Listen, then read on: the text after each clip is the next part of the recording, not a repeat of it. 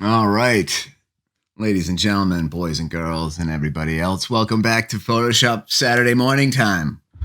It's another week. We made it through again, and today we're going to use Photoshop to remove anything. So that could be skin blemishes, it could be people from your landscape photo, maybe a sticker on clothing, anything that's distracting in your image. We're going to learn how to get rid of it. It's going to be awesome, and I think that you should stick in with me. So, first things first, smoke them if you got them. And we're going to start with this picture that my friend Andrea sent in yesterday. She sent me a picture and said, could you remove the filter from this image? And I looked at the picture and I was like, can I use it for my Photoshop class? And she said, yes. So here we go. Awesome. Yes, I can remove this and it's going to be cool. So let's take a look at the image. Let's swap over to my desktop real quick using the magic of computers. And here we go.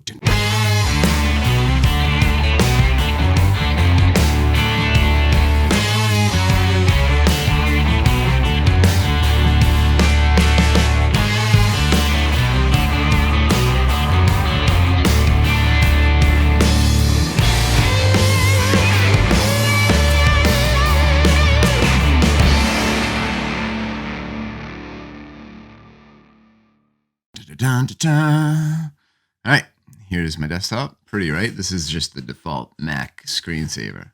Everybody likes it. I think this is an amazing picture. I don't know who took it. It came with the computer. It's dope. All right, so we're going to open up this picture here that Andrea sent in.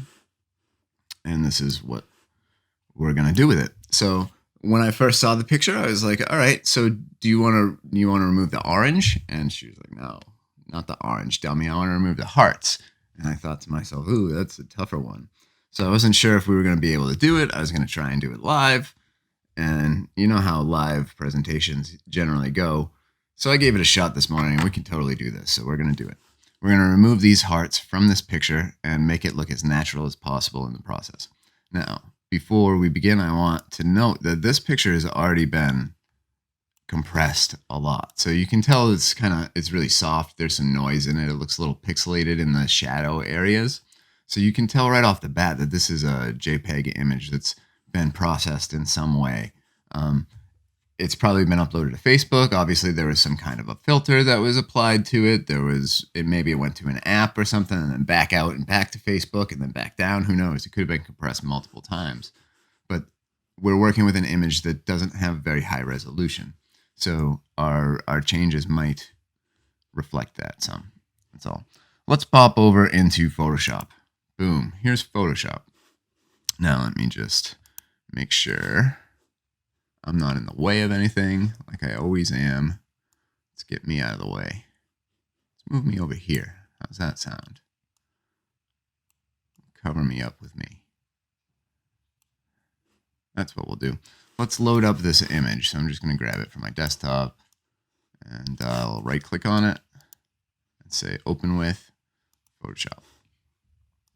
So we can see that this image is already cropped. This isn't a normal aspect ratio. It's much taller than it is wide. So this wouldn't really be a suitable image for print. If you're going to print this image, you might want to change the aspect ratio to something like 5:4 or a square or something like that. But she didn't ask me to do that, so I'm not gonna. What we're gonna do is work on getting rid of these hearts. So there's a few ways to do it. First off, let's make it bigger. So I'm gonna hold space and the command, or I believe it's the control key on your keyboard, and I'm just gonna drag this way to make it bigger, right? And now you can really see the pixelation in the image, so you can kind of understand the quality of things. I'm going to do a couple other things to this image too now that I'm looking at it zoomed in like this. But let's start with getting rid of the hearts. How do you think we could do it? There's a few tools that we've used in the past that could do it. We could use the clone stamp tool and kind of try and take some of like this hair and paint it over this. That would be one way to do it. We could use content aware fill, which would use Adobe's sort of AI to try and learn from the picture what it should put there. It'll try to make that decision for you. We could try to use maybe the healing brushes and the healing tools, like similar to the ones you would see in Lightroom. Those might work. What else could we do? Let's start with those, right? Let's start with the clone stamp tool. So I'm going to hit S on my keyboard, and you'll see that over here in this toolbar, I get a little stamp. So I've got the clone stamp tool selected. If you're not sure about any of these tools over here, you can just hover over it, and you'll get that little tool tip, and it'll tell you kind of briefly what it is and what it does. So the clone stamp tool is going to allow us to take a part of the image and overwrite another part of the image with it. So it might be easier to show you. What I'm going to do is I'm going to hold the Alt key on my keyboard, and I'm going to, you see what happens to the cursor. It turns into this little targety thing. This allows me to take a sample area. So I'm going to sample this area here of the hair. I just clicked there, and you can see that my brush turns into that hair. It's grabbed that image from where I sampled the area. Before we start messing with this, though, let's do some hygiene stuff and clean up our layers here. Let's make a copy of this background image so we're not damaging it. We want to make sure that this is safe. So I'm going to drag this background layer here to the new layer button, which is the square with the little plus in it, and that will make me a copy, right? So now we can work on this copy. And let's just start painting that hair. I'm going to keep changing my sample point so it doesn't look too uniform. And I'm just kind of painting his own hair over this overlay, I guess is what it would be called, right? But this is going to get kind of tricky when we get to the skin area, because how are we going to blend the hair in with the skin? That's going to be unique. Well, I guess maybe we could sample from like this area. Let's try it. Let's see how that works. It looks pretty natural to me. I'm just I'm trying to follow the natural hair kind of direction. And I'm sampling near the areas and just kind of drawing this in. Right, so this is one way we could do it. We could be really meticulous, and I don't know how real it's going to look. Actually, let's follow it through and see if it's even truly viable. So now I'm going to make my brush a little bit smaller here. So I'm going to hold the Control and, well, this is the Option key on a Mac. So I'm going to hold Control and Option on a Mac. On a PC, I think you just hold this button. If you have this pressure sensitive tablet, you can hold this button and then just kind of go like this and it will change the size of the brush. If you don't have one of these things at all, you can use these brackets on your keyboard to change the brush size. So a lot of times I will do that anyway. I'll use the brackets to control the brush size because it feels comfortable to, do this with my hands, I guess. So I'm going to make my brush smaller. On a Mac, it's Control and Option, and then I just drag this way to make my brush smaller. And I'm going to keep painting, and we're going to try and fade it in and make it look natural. Ooh. See, now I painted the lit up area. I sampled this lit up area of his face and painted it over the shadowed area, and that doesn't look good at all. So I have to make sure that my sample is coming from an area that looks similar to the area I'm trying to fill. Otherwise, it's going to look just weird and nasty. Make my brush a little bit bigger. So I'm always changing the size of the brush and taking different samples from different places as I move around and just trying to feather everything in together so it doesn't look photoshopped. That's the goal, is to try and make it look as unphotoshopped as possible. So maybe I'll sample the hair here and keep following this line. It's working. It's slow, but it's working.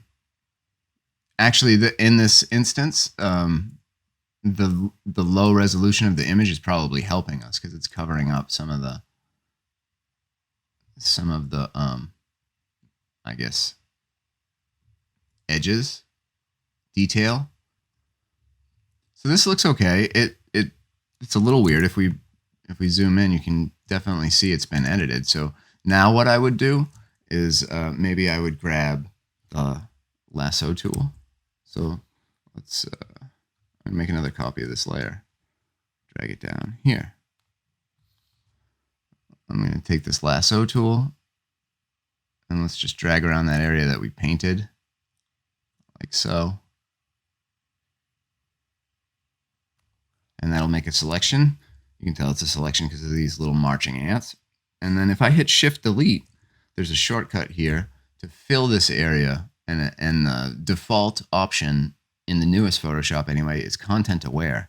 And Content Aware is very clever. It will look at the rest of the picture, and Adobe, or well, Photoshop will kind of figure out what to put there. So let's see how it does. Sometimes it does a great job, sometimes not so much. What did it do? Let's look at the before and after. I'm going to hit Command and D. If you're on a PC, that's Control and D, and that's going to hide this marching ant selection, just so we can see. And then I'm going to turn this on and off. So this is what it looked like before the fill, and this is after. It's a little bit better. It kind of blends this together. Let's look at the original image and see what we've done. So if I just hit Alt or Option on my keyboard and click one of these layers, it will hide all the other ones except the one I clicked on. So now we're looking at the original image, and if I click it again, it brings back the other layers. So we gave them a little bit of a weird duckweave thing here, which doesn't look natural. So let's do the same thing with the Content Aware fill. So I'm going to drag this area of his hair where we've painted with the clone stamp tool. It did kind of work, but it looked fake. And then I'm going to do Shift and Delete, and let's Content Aware fill this area. And now look, let's hide the little marching ants with Command D. And now that looks much more natural. So let's do a before and after there. Before and after. Before and after. So okay, he looks okay. Let's look at the original before. So we had the heart, and now there's no heart, and we've replaced his hair, kinda, with his own hair. Groovy. Let's work on this one. Let's see how well Photoshop can do if we just use Content Aware fill. So let's move to Andrea here, and we'll drag this out. I'm still using the lasso tool. Lasso. I think it's lasso. And we're gonna just draw around here. Boom. Now we've got our selection. Oh, I'm gonna do this on a new copy. Drag this down here. Put it. I could also do this in layers. I'm doing it in copies just for simplicity's sake. I'll do Shift Delete here. Boom. And then we get Content Aware by default. And I'll hit OK. And look at that. It's like cheating. Like, this is deepfake right here. This is absurd. Well, how did that happen? Why did this happen? If I hit Command D, look what that did. It just figured it out, right? So before, it just took this off her and replaced it. Well, it's not perfect. Like, you can see this inconsistency in her hair, but that's pretty nuts. It blows my mind. Like, how does that even work? Let's just keep doing it. I'll draw over her head here again. Let's grab this little weird looking area. I'm not saying this area of Andrea is weird looking, just our weird edit. First things first. All right. So we've selected this area again. I'm just going to do it again. See what we get, and that looks much better, right? So I just ran the same operation twice, and I got a much more natural result. So let's do the before and after. And it kind of fixed her hair in a pretty natural way. Now, there's some distortion I see in this image, like artifacts from the compression that that I don't think we caused, like this right here. See this? If I zoom in, see how fast we start to see the pixels, the little grid? I'm not sure that you can see it on the webcast, but as I zoom in, these pixels, they show up fast because there's not a ton of them. There's not a high resolution here. And there's something put this weird like red and green artifact on her head. So let's clean that up. We'll just Shift Delete. Boom.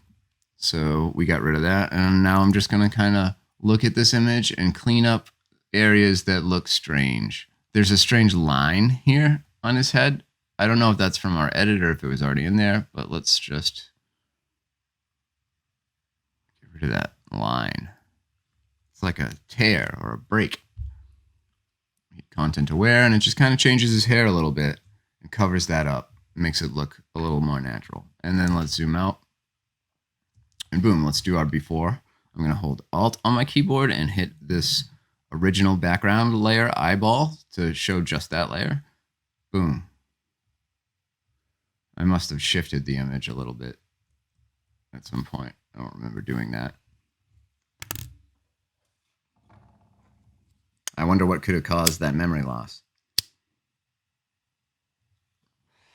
All right, so this is cool. This is what she wanted, but honestly, the orange overtone of this image is bothering me. It's too orange. Nobody looks like this. Nobody has this much orange in their skin. So let's do a little bit of color correction on this image anyway.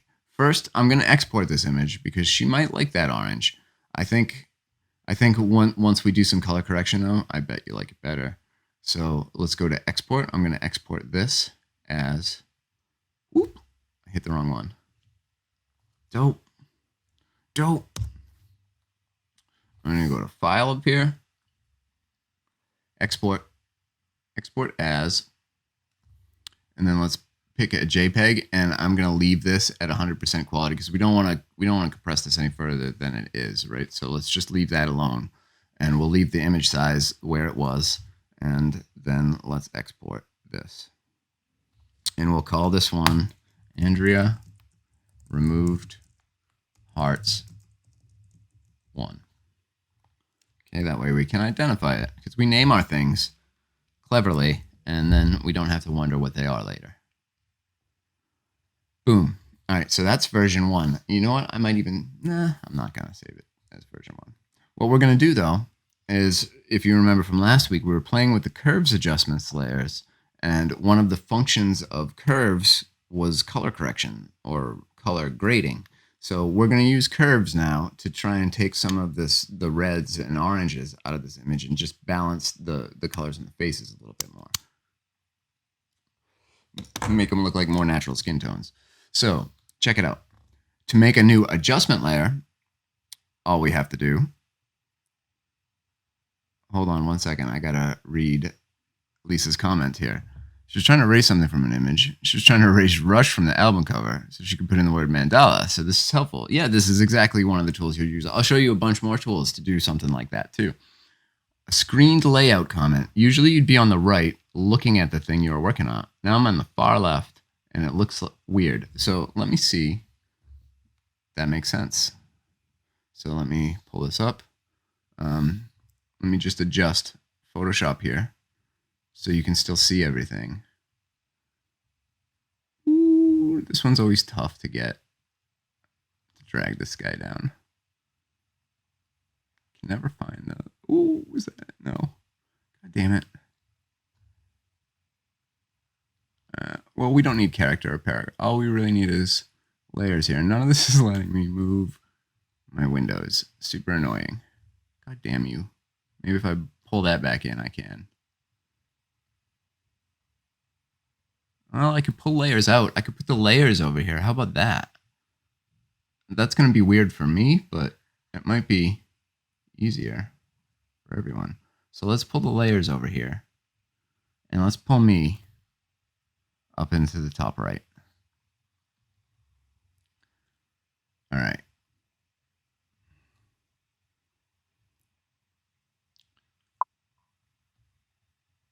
Okay. Groovy. That should resolve that, I think. Let me just make sure I got your comments up so I can see that. And then let's go back to Photoshop. Yeah, you can move all of these panels. You can pull any of these out and put them wherever you want. I could move this to the bottom. Here, it'll click into place. See, it turns the line blue. And then I can teleport. And then you can move them into these tabs or into this little side panel here, whatever it is that fits your pleasure. You can do. All right, so what we were going to do, I'm going to move this up so I can see it a bit, is we're going to make a new adjustment layer. So in the layers panel here, which in Photoshop for you is probably over down here in the corner, you want to hit this little circle icon, the circle cut in half. These are all the different adjustment layers that we can use. And the one that we want to work with now is called curves. So hit this little button in your layers panel and go to curves. Boom. And that opens up this little curves panel. I'll bring that over here as well. And let's just make that a little bigger so you can see it. And this is showing us the histogram of an image. You might see this in your camera. It's the same thing. It should pretty much match when you take your picture, and you can, if you have it enabled, you'd see this histogram. It should reflect the same histogram in Photoshop, right? This is a reflection of the information in the dark end. Hold on just a second.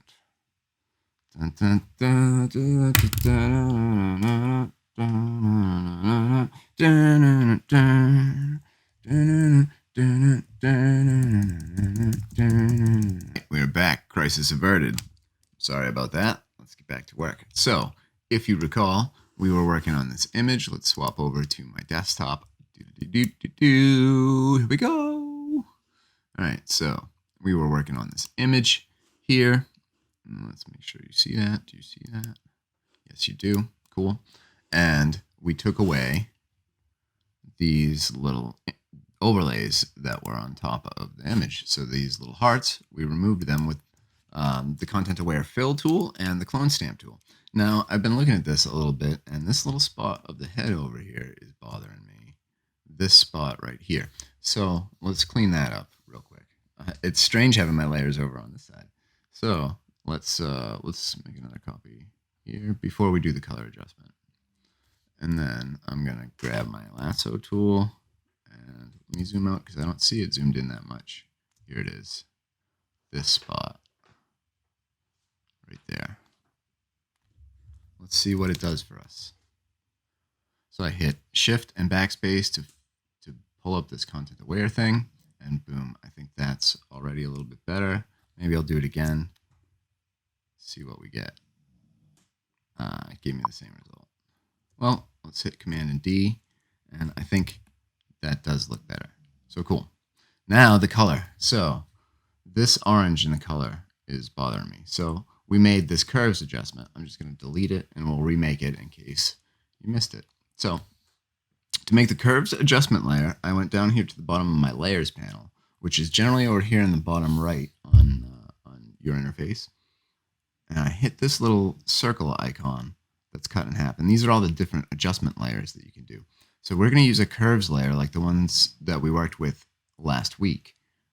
So let's select curves, and you see it creates, delete that, created us a curves layer here. Awesome. And now we have the properties of the curves layer. It shows us this histogram, which is a representation of the shadows or the dark areas of our image over here on the left, and the highlights and the very bright areas over here on the right. And we can just adjust the image overall by pulling points up and down on this image. So maybe we want to brighten it up a little bit over here, but we don't want to make that adjustment. That works. I don't like those, so I'm going to hit Command and Z to undo them. Let's see. There's not a lot of information in these bright highlights over here. So let's see if we can increase the dynamic range of the image. So if we increase the dynamic range of the image, we're just putting more information between the darkest darks and the brightest brights. So this time, instead of putting the points on the curve here, I'm going to use this little hand tool up at the top.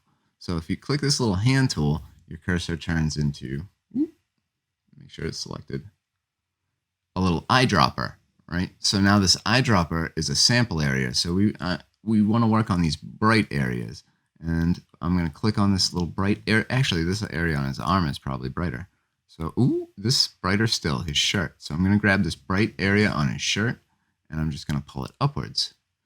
Right? And that puts the point over here for me. So you'll see it added the point at that area where I used the little hand tool. So that's super handy. That's cool. But I want to bring some of these kind of the background, like this mid-range area. It's not super dark. It's not shadowy, but it's mid-range. So let's grab the hand tool. Oh, we're still on the hand tool. I still got my eyedropper. Let's click somewhere in here and pull this area down a little bit. Groovy. Let's just click that on and off and see if we like what we did. So yeah, I like it. We just brightened that up a little bit. All right, so let's keep the brightness adjustment, and let's add another curves layer. So I'm going to go down here to my adjustment, drop down thingy. And then let's go to curves again. And what I've been trying to do this whole time is take the orangey redness out of this image. So to do that, by default, this curves layer is set to, you can see RGB here. If we click this down, we can select the color channels individually. So this orange redness is probably in the red channel. If I click on the reds, see my line turns red and I get the same histogram, but now it's only showing me the information that's red.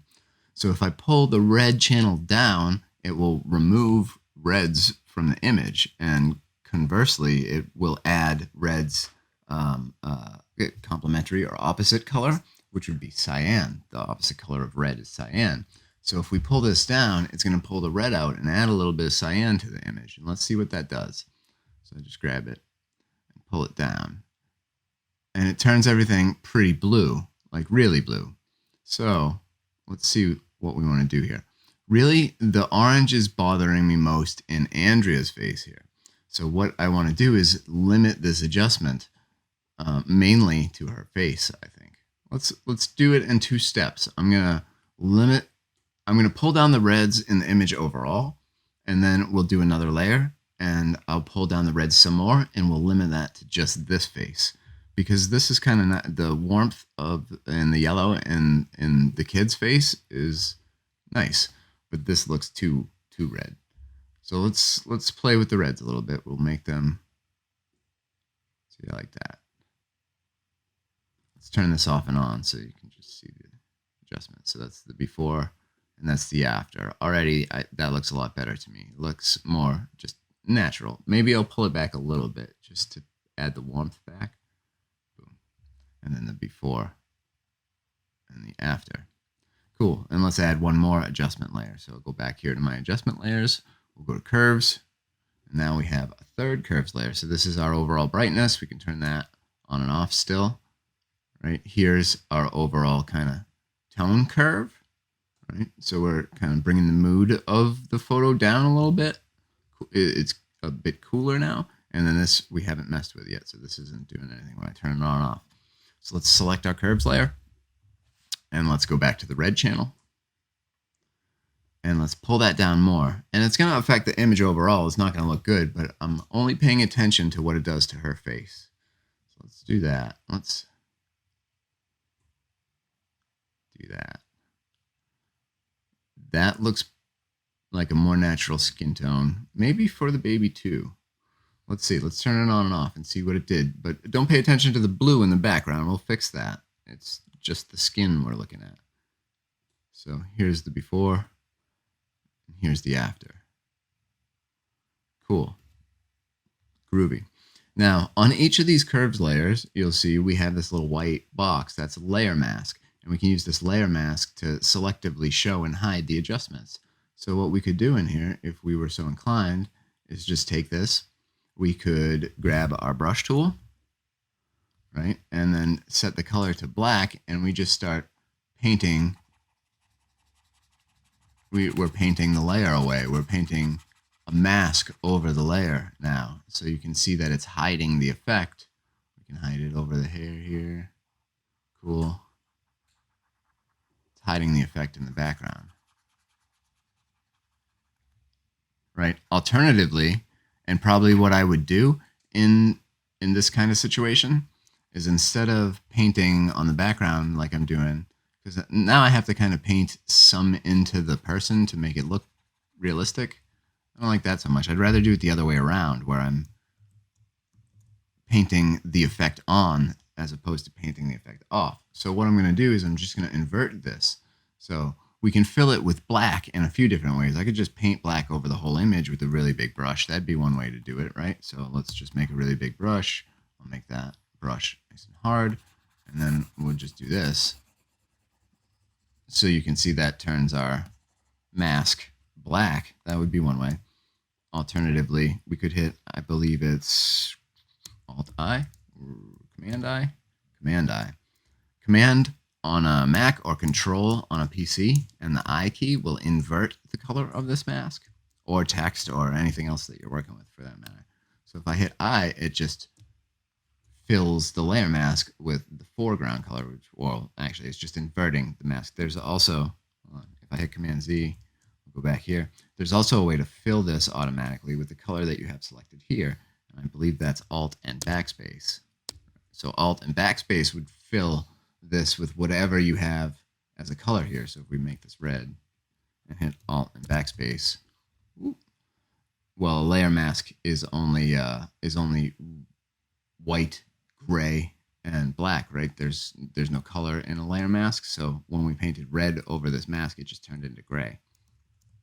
But if we make a new layer, boop, boop, boop, boop, you get it. You get the Alt space thing. There's a lot of ways to turn this thing black is what I'm trying to tell you. So I'm going to hit D on my keyboard so it resets my colors here, and then I'm going to hit X on my keyboard so it switches them. So now I have black. So you could just click this and select black, or you could use the keyboard controls. And the keyboard controls, once you learn them, are way faster and more efficient. So you should learn them. The point of this whole ramble was to turn this layer mask black, which we've done. So let's make our color white now. I'll hit X and it switches me to white. Boom. Let's make my brush a little smaller and a lot softer, like that. And let's make the flow of the brush less, so it doesn't like apply 100% of the effect all at once. I can kind of fade it in as I want. So now I have my color set to white. I'm just using a standard brush. Our layer mask's black, and we're painting the effect on, and it's just cooling down. We actually didn't want it on the baby. Sorry. Let's put it back on him. Let's just cool down her skin a little bit. So I'm just brushing over it overall, and it's adding some of that blue in. Let's turn it on and off. It's too much, right? I took it too far, too fast. So what I'm going to do, instead of repainting this with less paint, I can come to my layer here, select it. Let's turn it on. Select it. I'm going to take the opacity of the layer, and I'm just going to turn this down so that it's not as strong. And now let's turn it on and off. Right, so it's just taming the redness in her face and making it look more natural. That looks better to me. So let's take a look at our original image. I'm going to hold Alt on my keyboard. That's our original.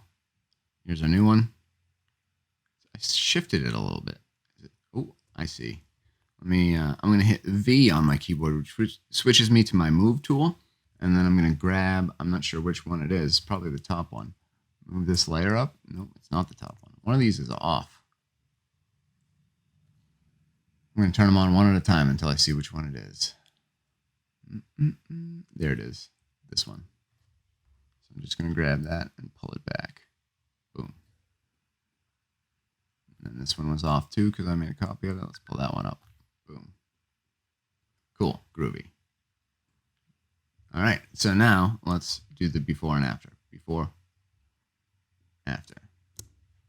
Cool. I would say that we achieved our objective. There's actually one more thing I see here. Let's do one more thing. Let's get rid of this line here and this line here because we can. So I'm going to grab my lasso tool here, or hit L on your keyboard for the lasso tool, and let's just grab this line like so.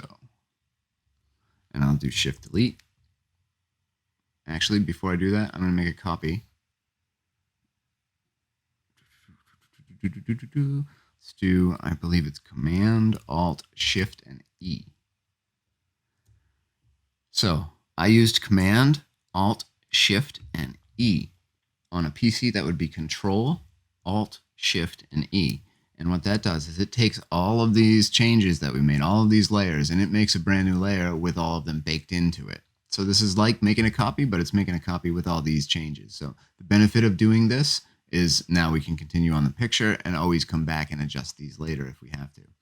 So that's cool. So now we have all our layers here on a brand new merged layer here. Groovy. We've got our selection of her eye here.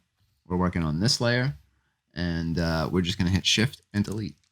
And now we can fill this with the Content Aware Fill tool. Boom. That line's just completely gone. Let's do it again here.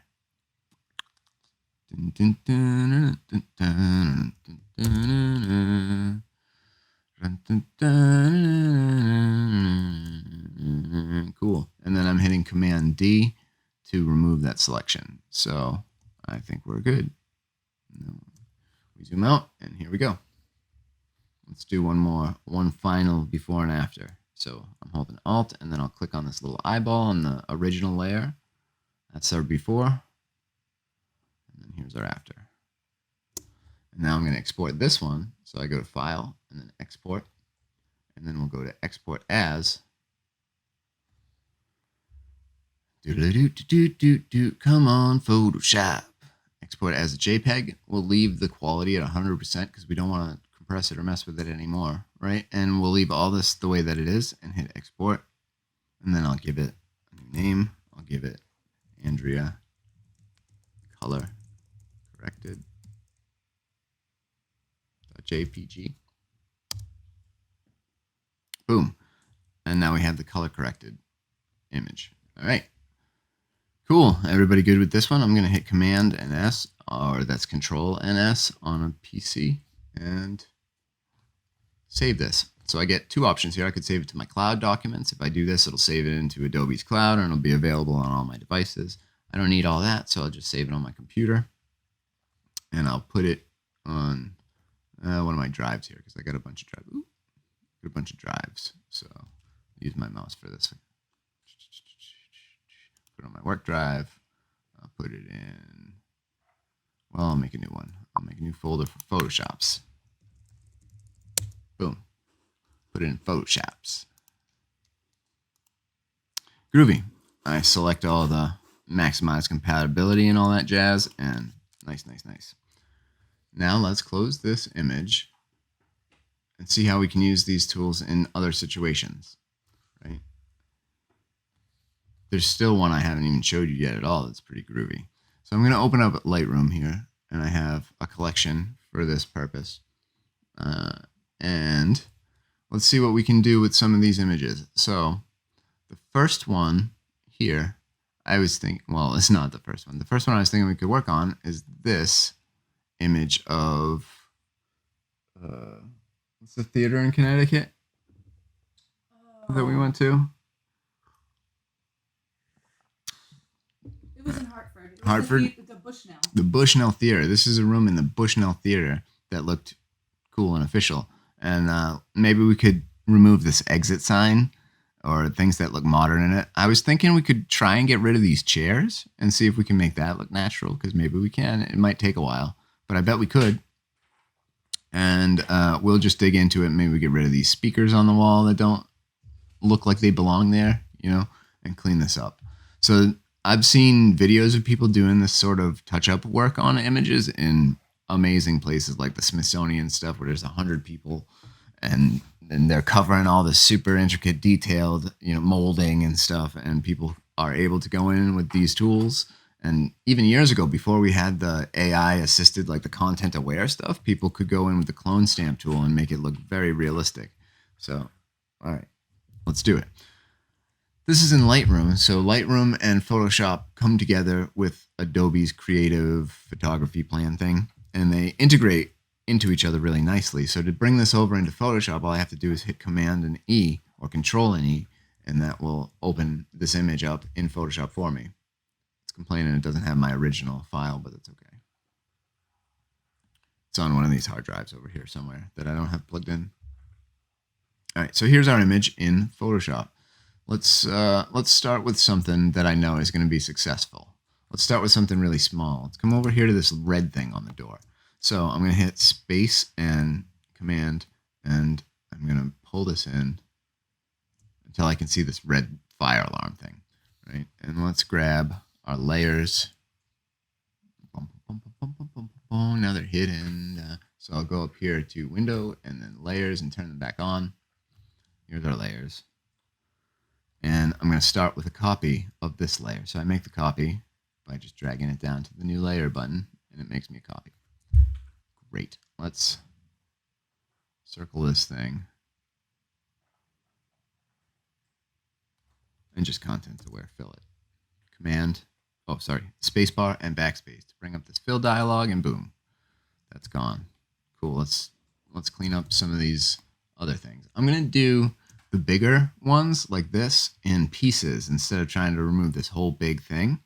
Well, actually, let's experiment. Let's see if I even have to. I expect I might have to cut this into smaller pieces and do them a bit at a time, but let's see if it's smart enough. It should. Now, we expect that it's going to be smart enough to keep these lines intact of the molding. So it should make these lines straight and be smart enough to do all that. Let's see. Hit Shift and backspace and hit OK. It did a pretty good job. It's a little weird. Let's zoom out and see if it's noticeable. I can notice it zoomed in like this, and there's a weird artifact here that we would have to clean up. But let's just get rid of the marching ants for a second and then zoom back out.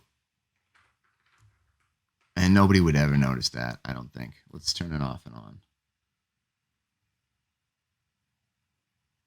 We'd have to clean up this area, but right here in this area, I don't think. Maybe this might be noticeable. We can do better. Let's do it better. So I'm going to undo that change, zoom back in. And let's try doing this in smaller pieces. Let me zoom out enough so it doesn't look like that. And let's try, if I can just do this.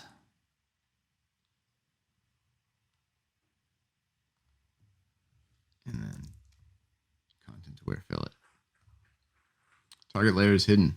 Oops. Oops. Going back to before I did that. All right, here we go.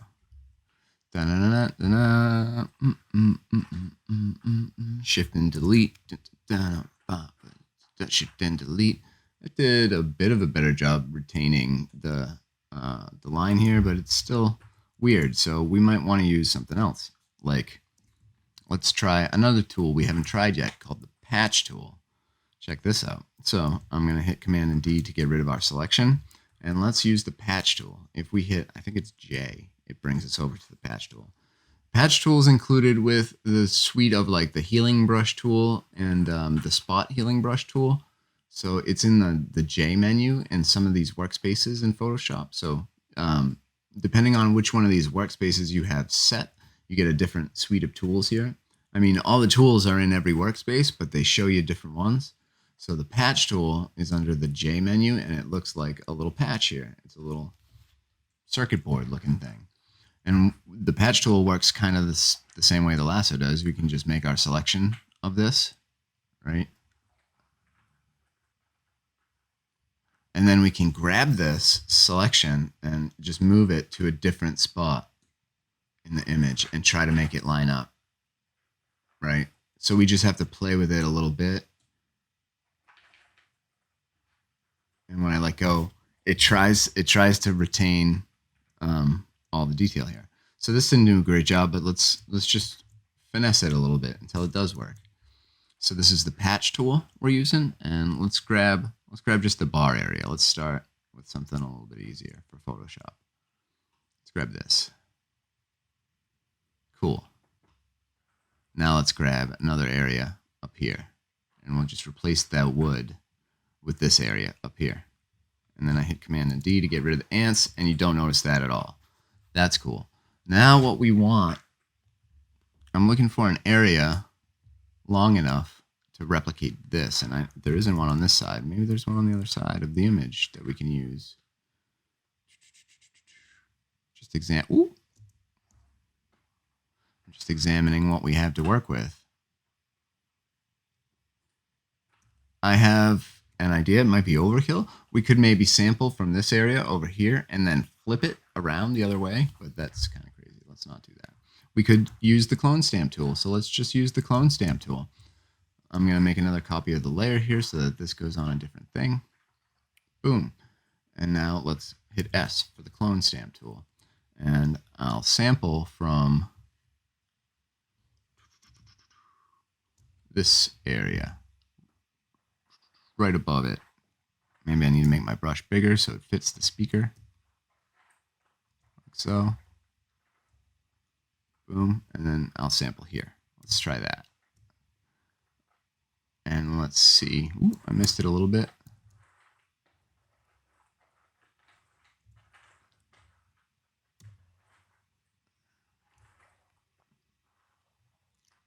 See if I can just draw it in, right? And then I'll sample above a little bit, keep drawing it down. And we're replicate, excuse me, we're just replicating the wood that should be there. The wood that should be. The wood that should. Boom. Okay, and now we can sample over here, excuse me.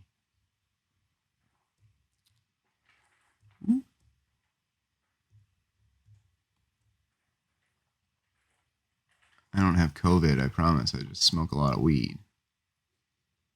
It's a true story. Jen's laughing at me. And we're just stamping it away. Stamping away all our troubles. Dun, dun, dun, dun, dun, dun, dun. Let's fix this line up a little bit. Just trying to make it look as natural as we can make it look. That's the goal. Messed up that line a little bit. All right, now let's zoom out and see how we did. There was a speaker once, and now there's no speaker, and we've pretty much maintained the wood here. I mean, if you zoom in, you can see that, and we could definitely take our time and make it a lot better, but for all intents and purposes, that speaker's gone, and it doesn't look too bad. I would just leave that one alone, and then move on to this speaker. And let's try it again with the patch tool. Maybe we can sample from this one now to fill over here. Let's try it. Let's take our background copy here. Let's make a new copy of that, and then let's grab the patch tool again, which would be in your J. If you hit J, it'll bring up the menu, and then you see some of these icons have the little like arrow in the bottom right corner. If you hold down on those, it brings up the drawer. So if you hit J, it'll bring you to one of these icons depending on which one of the workspaces you're in, and then you can just hold down and the patch tool will be in that. So that's how it works. So grab the patch tool, and let's try and patch this.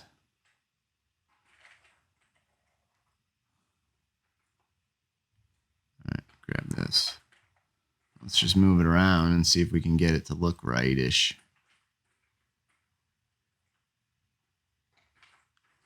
Not from that side of the image, we can't. Let's see what that does. And I hit Command D to hide it, and then maybe we can just clean it up a little bit, right? We can use multiple tools to get the job done. So now I'll use the lasso tool. I'll just hit L, and then we'll draw this area that got messed up. Try to keep the line right. Like so, and then I'll hit Shift Delete. Boom. All right.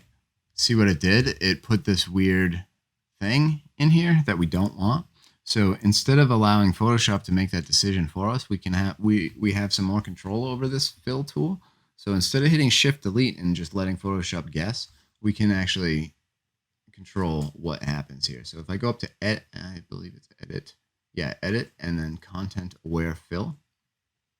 If we hit this, it'll bring up a separate tool that gives us a little bit more control over the areas that get used to repopulate this. And we can say we don't want any of this fancy molding in the area that we're trying to cover up. So I'm just going to paint this out, and this tells Photoshop, hey, don't use this. Right? Try and fill the area, but don't use these parts. And we don't want it to use the fancy stuff. What we do want it to use is the wood textures that are clean, like here. So now I've kind of cleaned up all the spots we don't want it to pull from, like even here, we don't want it to use this. And we don't want it to use that.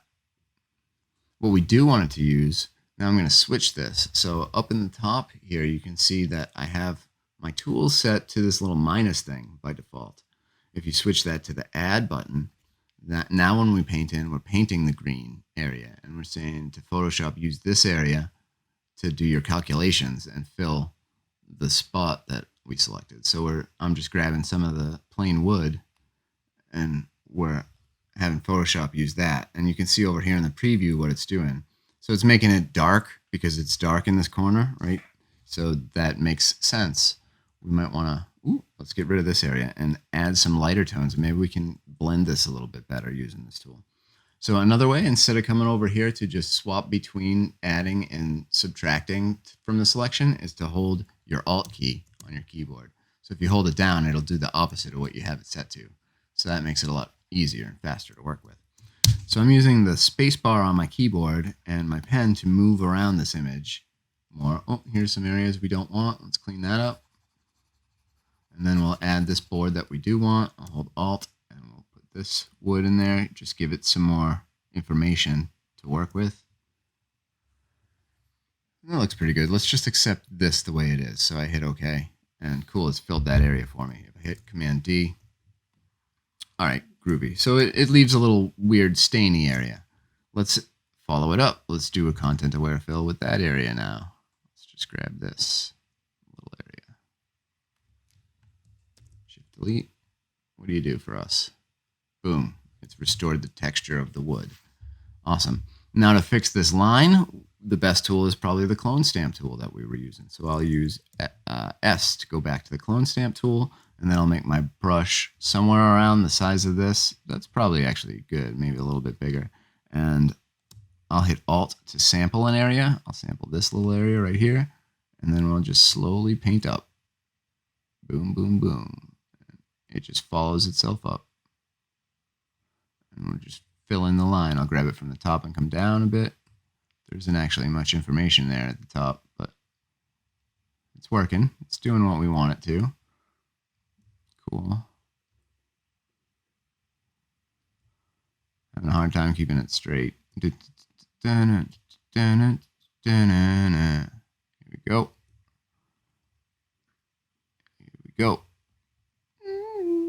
Here we go, yo. Do you guys know about my new rap career? Have you heard about, I mean, you all know me as Luke, but do you know me by my rapper name?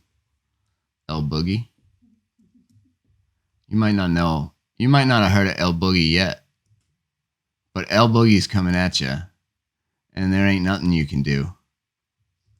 Straight out of Douglas. 2020. All right, cool. So now we have, it's a bit of, it works. I'll take it, you know.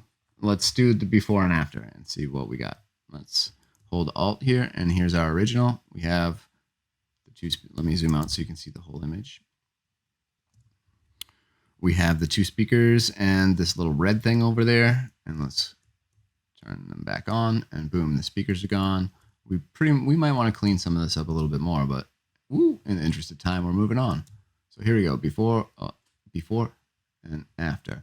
Now we got to get rid of this giant exit sign because that's obnoxious. So let's make a copy. Let's do our stamp thing. So I'm going to hit Command or Control, Alt, Shift, and E.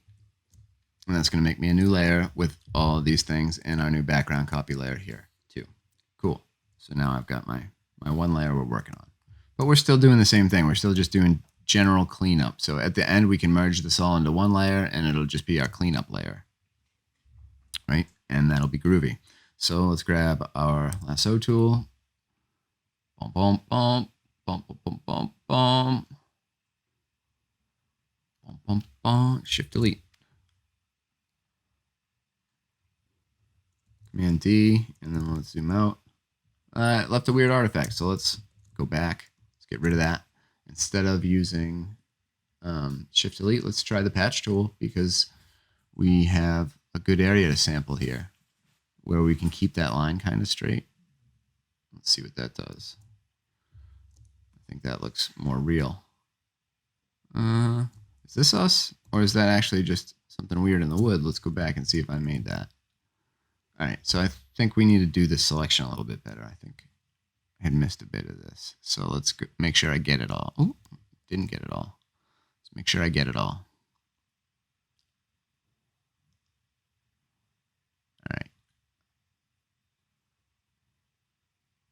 Cool. Now let's grab the patch tool over here, try to keep the lines lined up. Maybe we grab it from here instead. No, we need this side.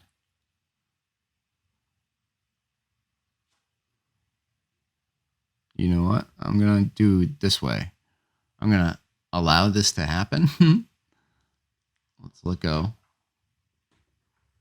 Right? So Photoshop tried to clean that area up for us, and I don't like that it chose this light area because that's just how it worked out. So we'll grab the light area and we'll just, I don't want to grab that molding. We'll grab this area here and shift delete it.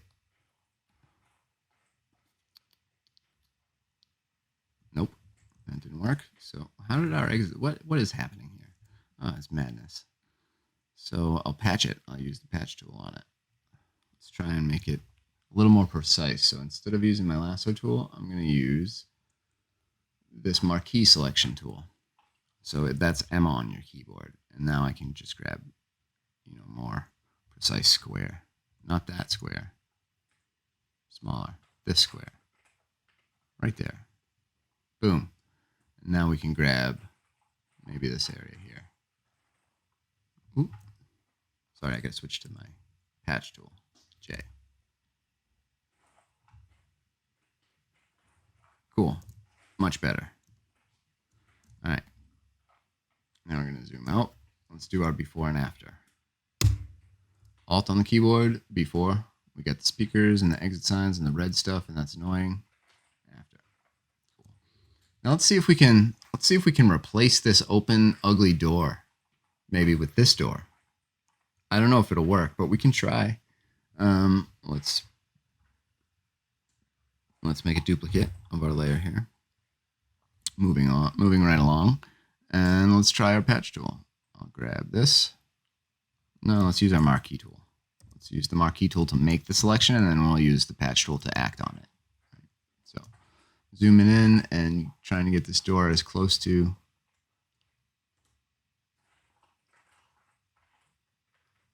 reality as I can. There, it's pretty good, right? Boom. I know I got some of the chairs. I don't know how that's going to affect us, but let's see. We could always mask it out if we have to. Now I'm going to switch back to my stamp tool with the J key.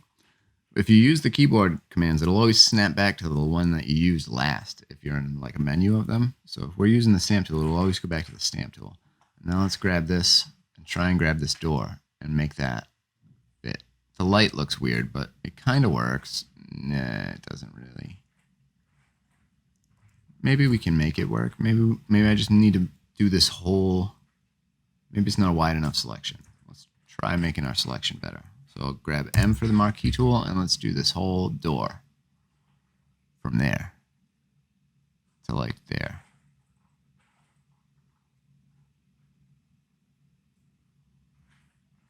I don't know if it'll work. We'll hit the J key to go back to the stamp tool, and then it kind of works. Kind of works. All right, I'm going to leave this here. Right. Oh, I did not want it to do that. So let's see if we can prevent that from happening. So it's trying to do its content aware thing and figure out from the rest of the image what I want it to do in this area based on what I gave it. I don't know why it's making such a bad decision, but it's definitely a bad decision. So let's see if we can prevent that from happening by changing the method of the patch tool.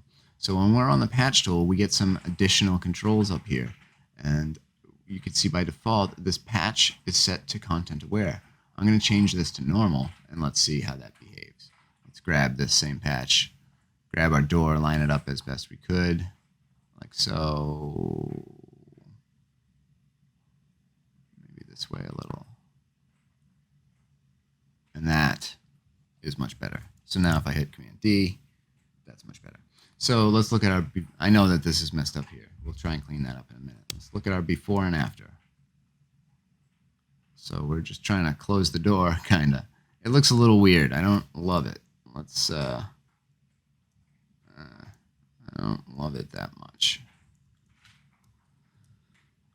Let's mess with it a little bit more. Let's see if we can make it work. So, what is this? This is the layer we're on. I'm just going to hit Command Z to go back. Let's grab our, going back, going back, going back. Let's just delete that layer. Let's make a new one. I'm going to drag this down to new. Here we go. Now let's try our patch tool again. We use the marquee tool to make the selection. And let's only come up to like here, to the end of the stage. Yeah? Let's try that. Now let's pull this over to the door. Oh man, I forgot to switch to my patch tool and then pull it over to the door. The perspective doesn't match exactly, which makes it a little strange.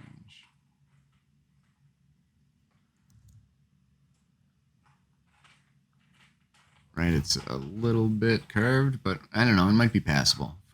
Let's not spend too much time on it. I'm confident we can make this look a little bit more natural, but the point is to show you how to do it, and I think this does that. So let's move on. I'll make another copy of this guy, and let's see what we can do about the bottom half.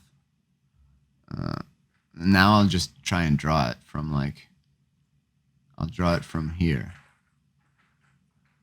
And then let's follow the stage.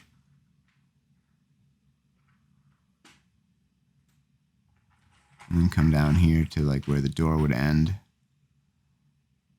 And then back up.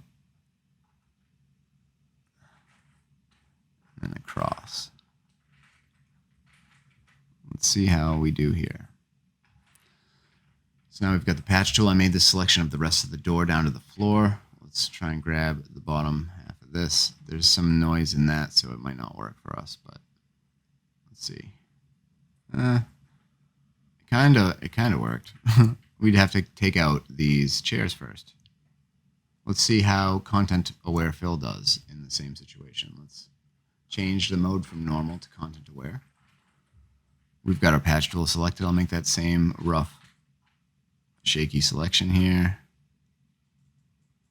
Bum, bum, bum, bum, bum, bum, bum, bum, bum, bum, bum. Trying to follow the stage. Bam. And then let's grab over here-ish. So, hey, Photoshop, we're trying to fill the door with this kind of stuff. Let's see how that does.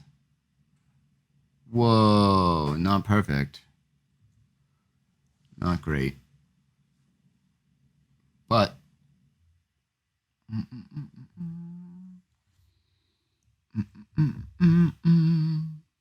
all right.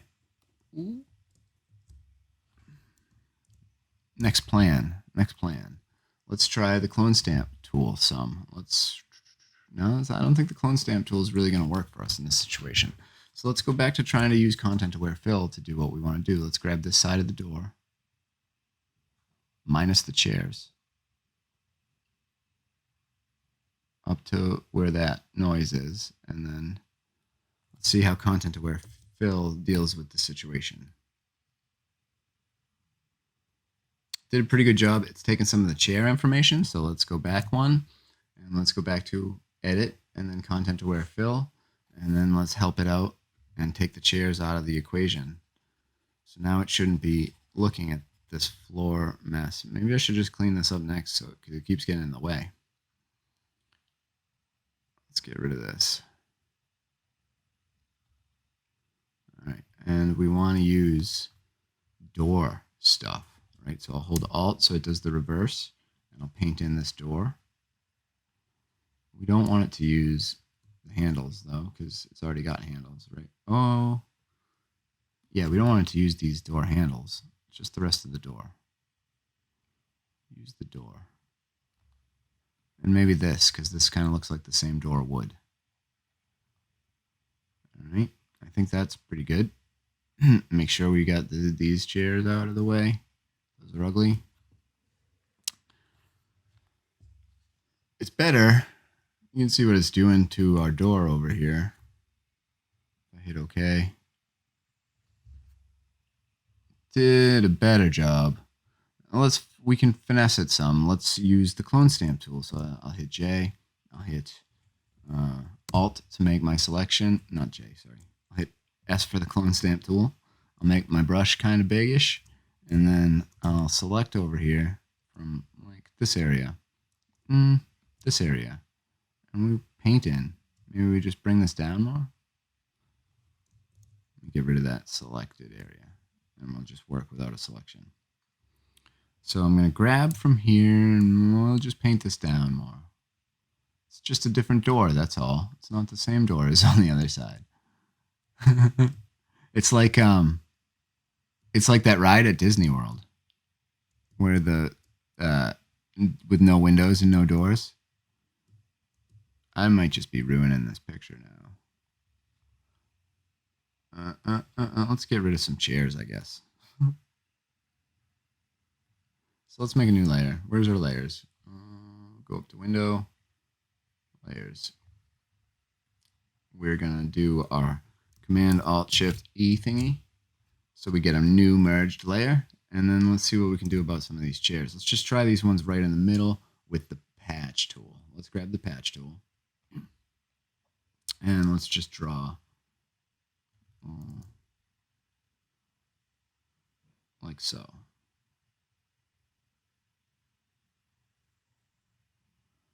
I'm just trying to do it all at once. We might have to cut this area in half, like do one side of the chairs.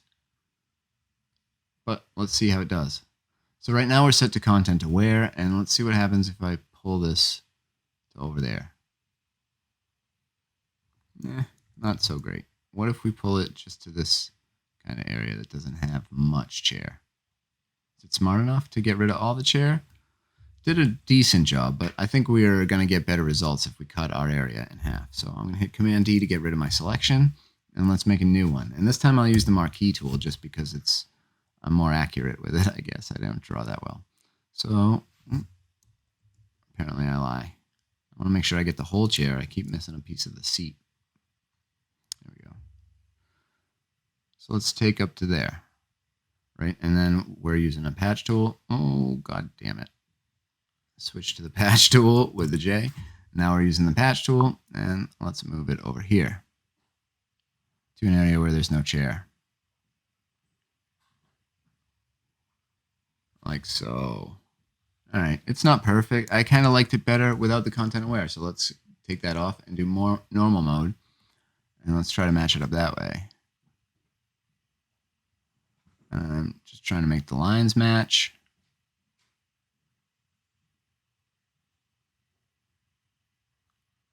It's good enough, close enough for rock and roll, and then I'll drop that.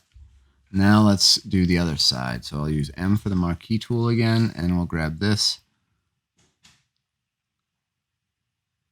All right, and now I'm going to switch to the patch tool with J, and then let's go the other way. And we're going to have to fix some stuff, but it's pretty damn groovy, right? So now we can see we kind of messed up this. We can fix it with the clone stamp tool. We can fix this with the clone stamp tool. There's some color difference here, which is weird. I'm going to just grab this kind of strip here that's messed up and see what content aware fill does if I do that. And see if it just fixes that color mismatch. No. No, but let's try one more step. Let's go up to edit, content aware fill. And then let's give it only the areas we want it to use. So we'll get rid of this stuff. We don't want to fill that patched area. Well, we do want to use some of the stage, so I'll put that back. But we definitely don't want to use this area of the ceiling. And I don't think we want to use this door. Though maybe we do. It's the right tone and texture. We don't want to use the chairs. We don't want to use this horrific rug. We just want to use the floor. Mainly, we just want to use this little area of the floor. So let's do that. Let's make it this little area of the floor. Let's get rid of that. Let's get rid of that. And let's give it as much floor as we can. See how it does.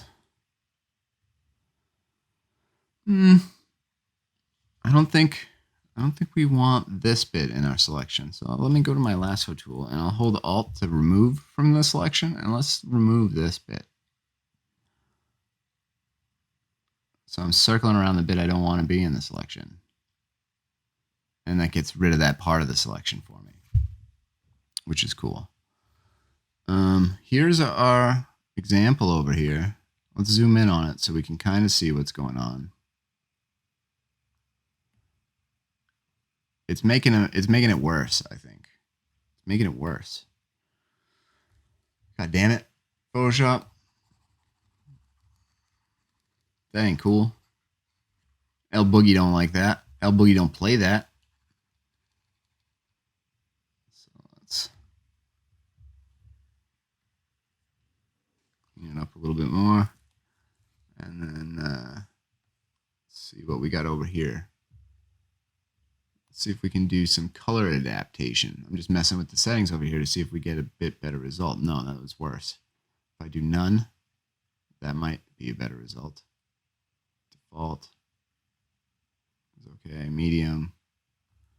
Yeah, I don't like what this tool is doing, so let's not do it. I'm just going to cancel it.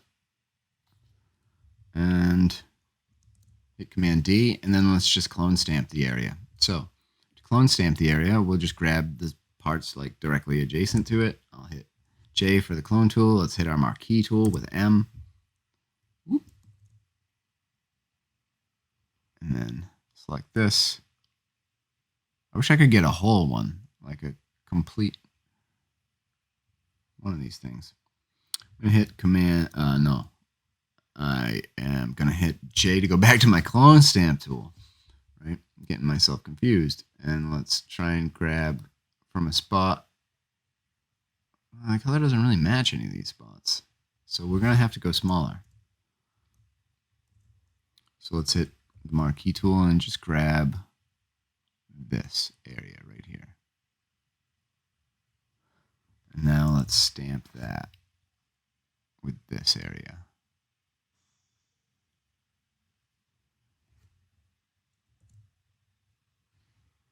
It's kind of messing it up. I think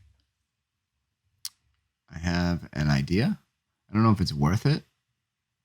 I think I can fix this one fairly easily. Let's grab this with J. Going the wrong way. I'm going to make a new layer with this on it. So I'm just hitting the new layer button. Just let me grab this area. Selected area is empty. Command and J. Does that do what I want it to? I think it does. So let's see. I'm going to hide all these layers. And then let's see. Yes.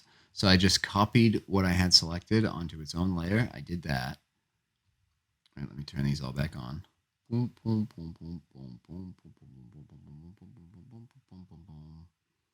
going to delete this.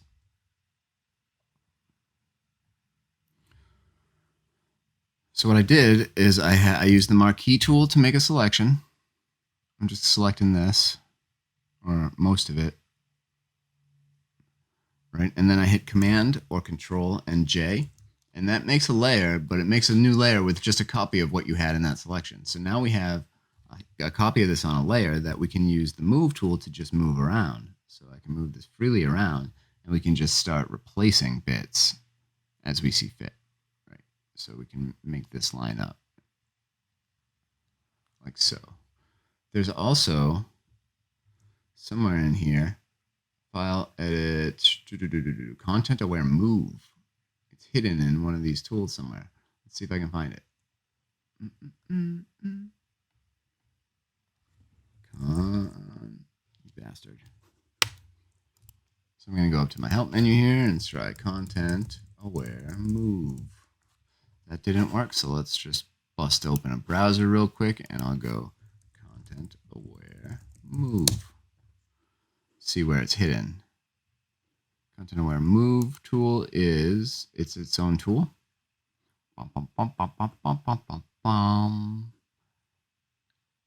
It's in the spot healing brush tool menu. So it's in the J menu. It's its own tool. It's called the content aware move tool. So let's check that out. I'm going to hit J to go to those tools. Is it this? It is. It's this little one that looks like two little arrows. I've never used it before. So this is going to be interesting. Let's grab the content aware move tool and let's just see if we can move this flag over to the middle. Get distracted. Ooh, I thought I was going to marquee and it just started lassoing. So I'm going to draw around this flag and then we're going to move it. Selected area is empty. All right, check it out. I need to make one of those mashup layers. So I'm going to hit Command, Alt, Shift, and E. Now we have our command thingy mashup layer. Merged layer is actually what it's called. And let's try the same thing. Let's just grab this flag and move it to the middle. Okay, go. It did a decent job. It did an all right job. It gives us some control over it. We can change the structure, which is, I think, how closely it adheres to the original image. Let's try changing that all the way up to 100 and hit go. Go. It did a better job, but the area that it's filling here is kind of messed up. So let's go back again. Let's see. Let's hit sample all layers. Let's go to extend. Let's see what happens if we extend it. I think that might be what we want for this area down here is extend. That's cool. So extend is just making us copies and trying to fit them in the image as best it can. It's not doing a perfect job, but it's not doing a terrible job either. We would have to come in and clean this up, but that's pretty dope. Photoshop's pretty cool. So let's get rid of those and go back to the original task at hand, which was fixing this area. So knowing what we know now, let's take another shot at it. Let's put all the chairs back. Let's go back in time to here and delete these layers. So now we still have our chairs. Let's use the content aware move tool and see if we can just move these chairs off screen. See if that works. So I'll use my marquee because that was easier for this. I'm hitting M for marquee and then I just make a marquee around the chairs and then I'll switch to the tool and it'll already have the selection here, right? So I don't have to make it again. And now I can just drag the chairs. We're still in extend mode, so it's going to try and extend it. I'll put them. Can I pull them off canvas? I'll just pull it off canvas. So that made me a copy of the chairs, which wasn't really what we wanted to do. So let's go back up here and change this back to move. Let's grab this and I just want to pull this off the screen.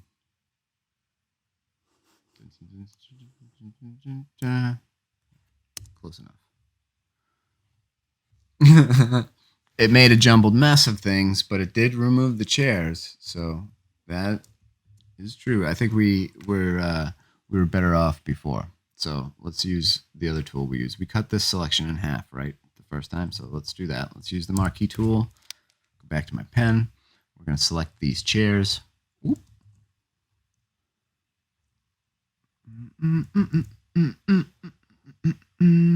Boom. Selecting the chairs, right? And then we're going to our content aware fill tool. No, we used the patch tool, didn't we? So let's try the patch tool again. We'll put that in content aware mode and let's try and match this up as best we can. Did a better job this time than the last time, honestly. We might want to, instead of using the clone stamp tool to really fix all these lines and make them line up perfectly, we might want to just add something in front, like put a model here in this image to cover up these things. That's an option too. We could always do that. We could also change the stage if we wanted to. So we're using the patch tool. Let's play with some of our options here. So we've got the structure slider, which is one of our main tools. So let's put it to 1 and see how that does. Now we're going to just grab this area over here.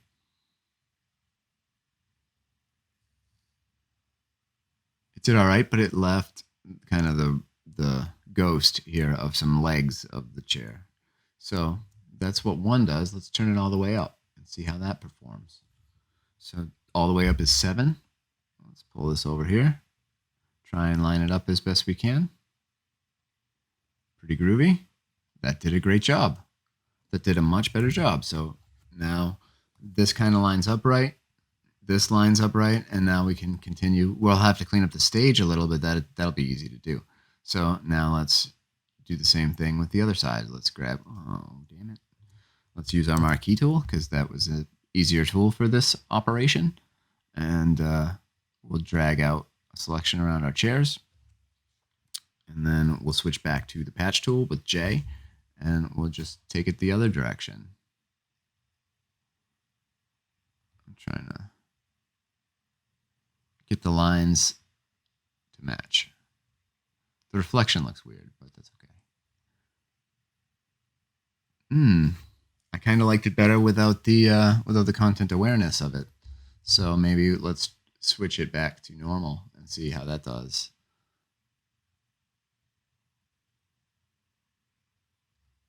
What?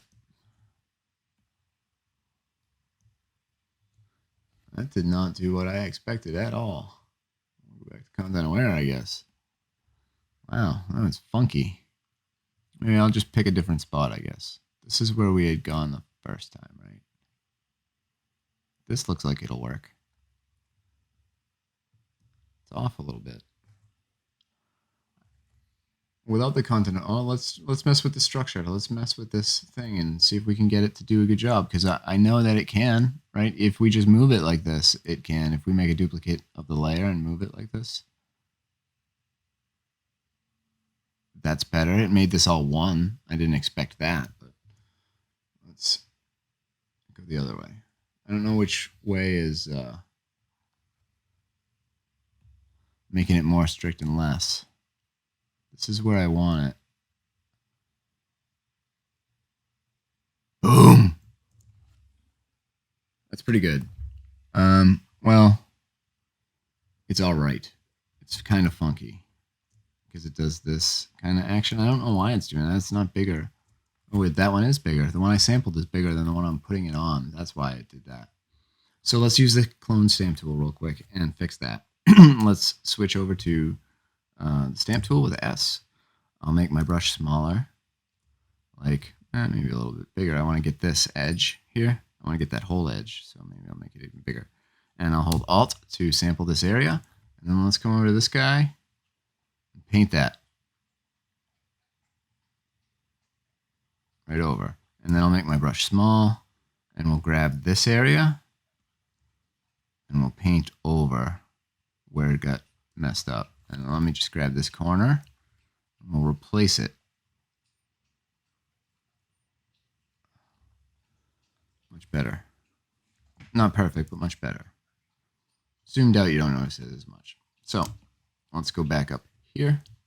Do the same thing with this one. So I'm going to clone stamp from this side. Let's grab, make sure I'm on sample all layers here. I'm going to use Alt to sample. We're going to sample this corner, and then we're going to bring that corner over here, and we're just going to press down to kind of replace it. Now, which line do we want to use? Let's use this, and we'll use its own line and just draw it across like that. And then I'll fix that corner again because that got weird. And then we'll clean up this area underneath it a little. And we've done a pretty good job of removing those chairs entirely. Now let's clean up the stage with the clone stamp tool a little bit. I'll just grab from, let's make it a little bigger. I'll grab from here, and we'll just kind of clean up the stage. Get rid of this. Follow the wood texture. Sample from back there, bring it over here.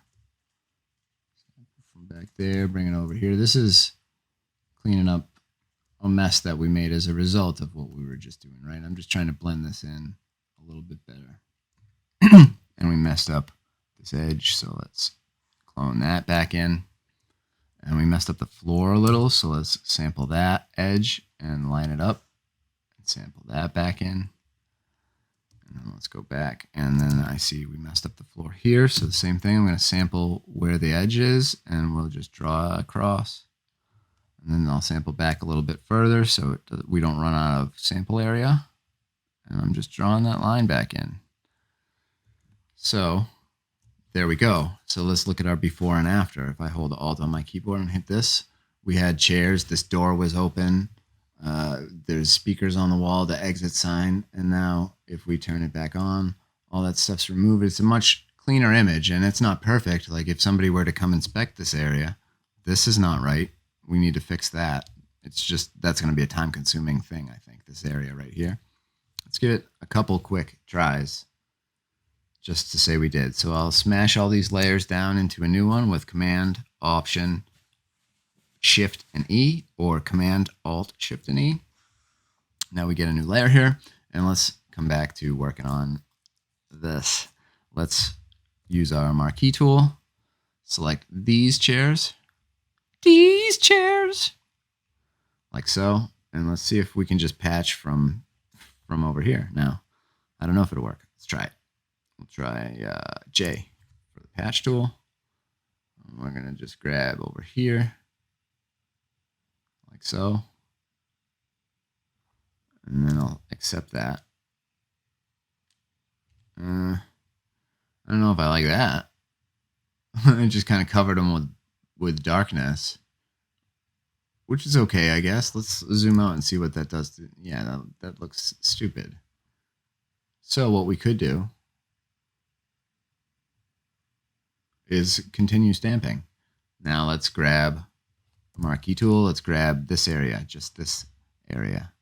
No, we want the whole one. So let's grab one of these whole situations, right? And now we'll switch over to the stamp tool and let's, oops, did I do it again?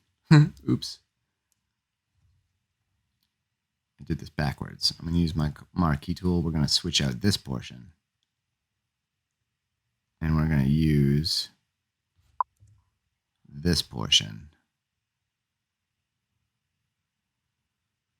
Like that. It still tries to go a little nutty on me with the content awareness here. It's not sure what to do because I would expect it to actually know how to handle this better. Like this seems like a pretty common thing that people do. Maybe, oh, that's better. That's much better. And now, I don't know what we do with the edge here.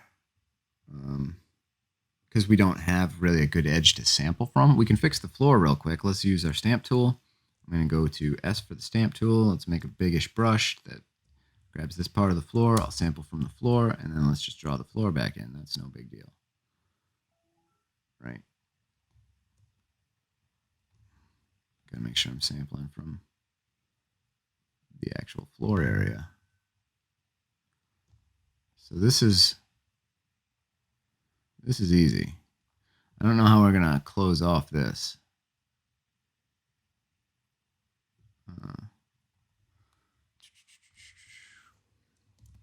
I don't know that we can. I guess maybe we don't. Maybe we put, you know what I'm gonna do? Check this out, because I'm going to be clever. I'm going to go up to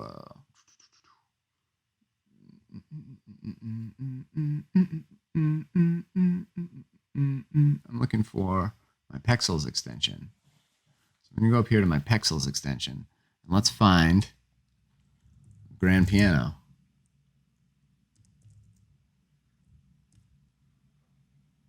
See if we can find a piano.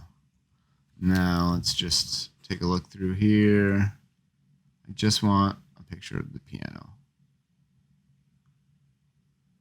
You would think that this would be like pretty easy to find. Bum, bum, bum, bum, bum, bum, bum. You know what? I subscribe to a stock photography subscription service, and it's called Deposit Photos. So let's pop over to depositphotos.com. And in here, we're going to look for piano. Let's see, one that might fit in this image. I'm looking for something head on. I mean, that's kind of cool, just the silhouette of it.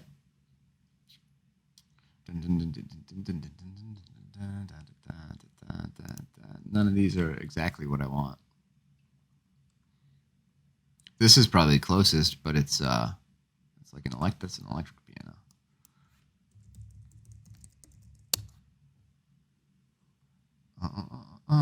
Nope. Grand piano. This might work. This wood wouldn't fit. This might work. I want something with a back though, because I want it to cover up the fact that we've messed this corner up, removing the chairs.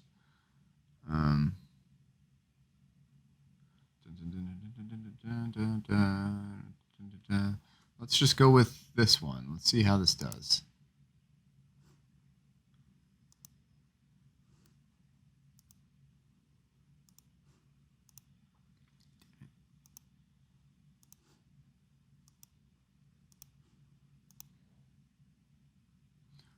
Downloading stock images off the internet. I want the one with the chair. It doesn't have to be huge. 2000 by 2000 is cool. Now it's going to download this image for me. It's going to put it in my downloads folder. But I'm just going to click on this and say show in Finder, and it'll open up for me. And now I'll just drag it over into Photoshop.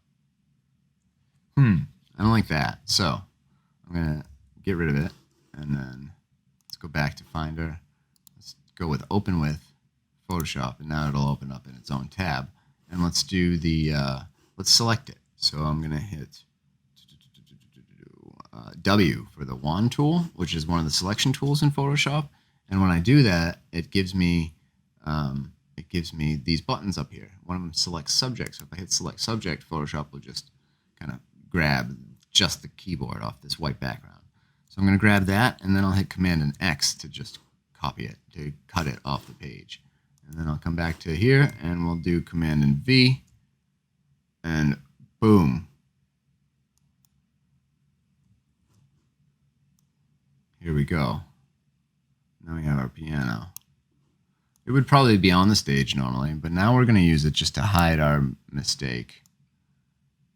And you can see the selection isn't perfect, so let's go back.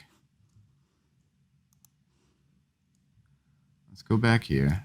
I'll hit select and mask, and then we're going to refine this selection a little bit and get rid of those white areas. So I'm going to use this refine selection brush and just paint over here in the areas where it's messed up. That kind of lost a leg there. There's some white here. The petals don't look right. There's some space here. We want to paint in this area, tell Photoshop, hey, you didn't do a great job there, and this is much better, right? So now we're getting rid of some of this stuff that makes it look like it doesn't blend in correctly. Cool. Groovy. So now I'm going to hit OK, and that will change my selection to that. I'll hit my Command and X. Boom. Bring it back over here. We're going to paste it, and now we have our piano. I'm going to hit Command and T for the transform tool, which lets me scale this down to whatever size I want, or rotate it, so I can make it kind of the size we need it to be. And then we're just going to stick it over here in the corner and cover up our horrible mistake. Before we do that, I'm just going to slide it over here and let go of it for a second. I want to fix the floor because that bit looks weird. So let's grab our clone stamp tool. I'm going to make sure that I'm on the layer beneath this piano. And then I'm going to grab the stamp tool with S. I'll hit Alt for this, sample the floor, and we're painting the floor back in. I'm trying to use it from an area that's shadowed in the same way just to make it look as natural as I can. Right, so here we go. We're blending it in. We're blending it in. We can come up a little bit, blend this in, blend this in. All right. Now let's put our piano. So I'm going to go back to my piano layer. Let's just grab it, switch to the move tool with V on my keyboard, and I'm going to drag the piano over that. Boom. No harm, no foul, right? So I hit Command and D, and now let's take a look at our before and after. If we hit Alt or Option and hit this key. This was our original image. We had all those chairs, the door is open, it's just a mess. The speakers are on the wall, there's red things and alarm systems and things that don't look very presidential. Now we have our piano. We could do some more work on this to make it a little less shiny, though that's not too bad, just the way it is, actually. And we can pop over here. We could probably remove these chairs, though I don't know what we're going to put over in this corner to cover up the edge, right, of this area. It wouldn't be a problem if we had another area in the photo where we could take that edge to recreate it, like we did with the floor and we did with the stage. But you get the idea here. So we're coming to about 12 o'clock. We're going to take another break now, and then when we come back, we'll work on some more photos. I think when I was going through my photo library thinking about what we could do today, here's the ones that I pulled up. Let me just hit G so we can see what's going on. Here's Lightroom. You see Lightroom? Yes, you do. Cool. So I had this picture from Mount Haleakala in Hawaii. Unfortunately, there was just no color in the sky. There was nothing going on that day, and it's not like we get a ton of opportunities to visit the top of the tallest mountain in Hawaii. So this is just what we got. This is what we got to deal with. So I thought we could come in here and do some work and like remove these signs and this fence, and then maybe use one of these other photos from another part of the world to replace the sky. So maybe we could put this crazy Milky Way there behind the sky in this image. So after the break, we'll try and do that. And I hope that you're having a good Saturday. Let me know what you'd like to see here in the comments, and we'll get it done. All right, everybody, we are back. It's that time of the day where the sun shines directly in my face. So let's stop this thing down a little bit so it's a little less ridiculous. And let's swap on back over into Photoshop. Here we go. My desktop's here. All right. So let's pop into Lightroom because that's where my images are starting. All right, everybody, we are back. Oh, I hear myself. One of these windows has Facebook open. Let's close that. Bam. Boom. Cool. All right. So let's get back to work, shall we? We're taking a look at this image, and there's a few things in it that are troublesome that could be better. So there's these signs in it that are ugly, and then the sky is really dull, and then there's a fence in it, and I think there might even be some people around here. So let's pop this photo over into Photoshop, and we will continue on. So I'm going to hit Command and E. That's going to open this photo up in Photoshop. It says I can't grab the original file because I never really uploaded it to Adobe's cloud. But that's all right. For this purpose, it's fine. And here's our image in Photoshop. Cool. So by default, we get just our image on its own background layer. Let's start out by making a copy of that. So I'm going to grab it and drag it down to the new layer button. Now we have a copy of our background, and we can get to work. Let's start out with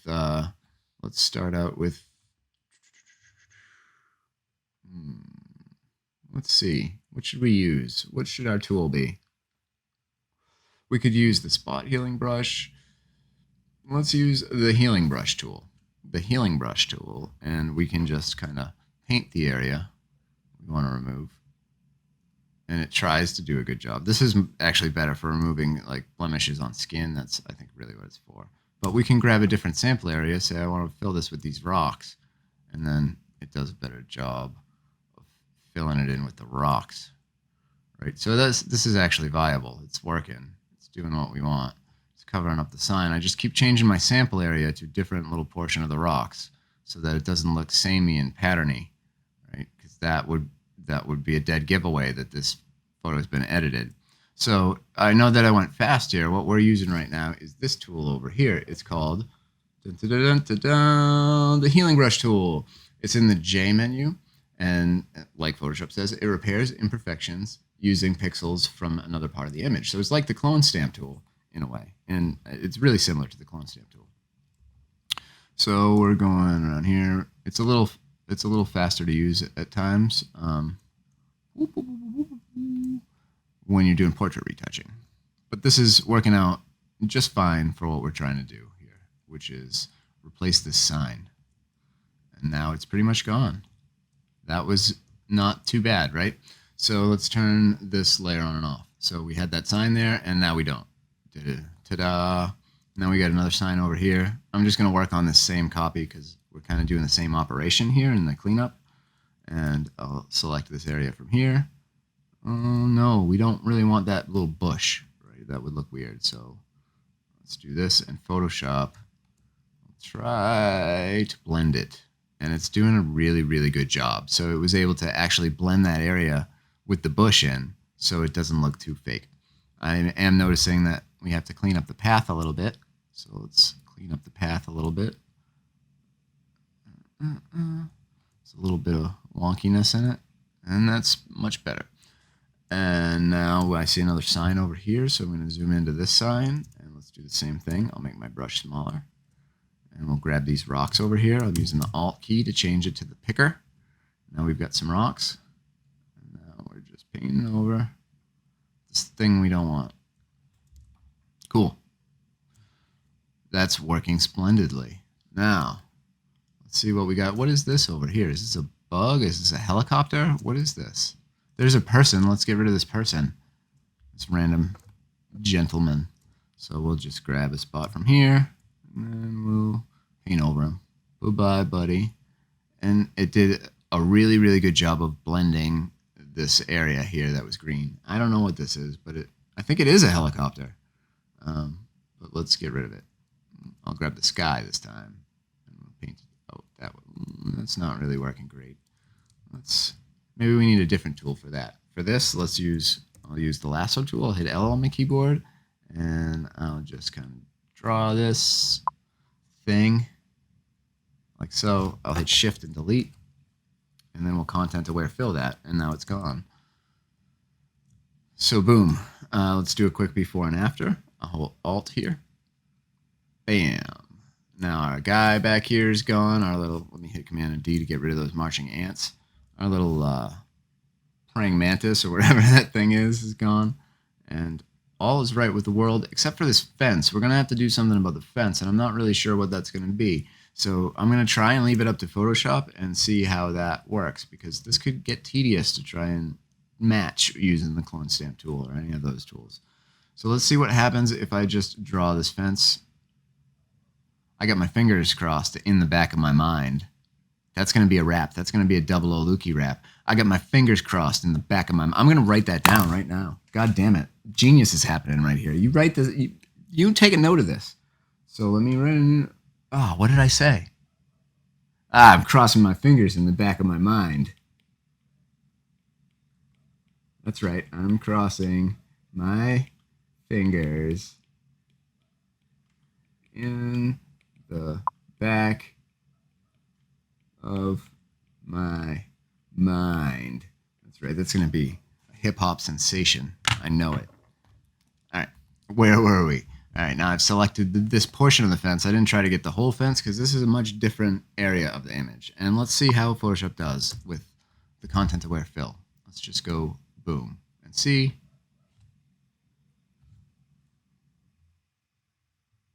I don't have really anything to say about that. I mean, look at what it did. That's stupid. It's silly. Like, I didn't even have to really try. Let's go over it. It's a little bit weird on the edge here, but that's fine. Let's fix that. Wow, that is impressive. So let's do it again on this little area that got whacked out. Shift and delete. And maybe we want the clone stamp tool here. Let's try the clone stamp tool here. I'm going to hit S for that tool. Let's make the brush smaller. And then I'll select the sky area, and let's just paint. I'll select the sky closer to here, I guess. And I'm just painting out that little nub.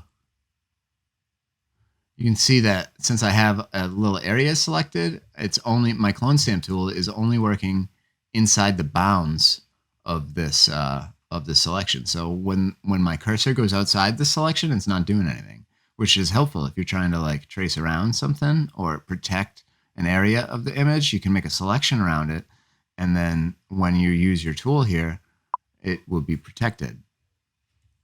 So it's a little bit blurry on the edge there. That's all right. Let's use a smaller brush, and I'm going to select a stonier portion of the edge here, like this kind of rocky area, and let's just kind of clean up this blurry edge with the other edge and make it look less fake. Hopefully, that's the goal. I can see a little bit of our blue area, so I'm just gonna lasso this, and I'm gonna grab this little area of the sky where we were clone stamping around, and we'll just content aware fill that, and hopefully it'll blend those colors a little better than I'm doing manually, and it definitely did that. So Command D to deselect that, and now we can't see that edit anymore. Fantastic. So let's do a quick before and after.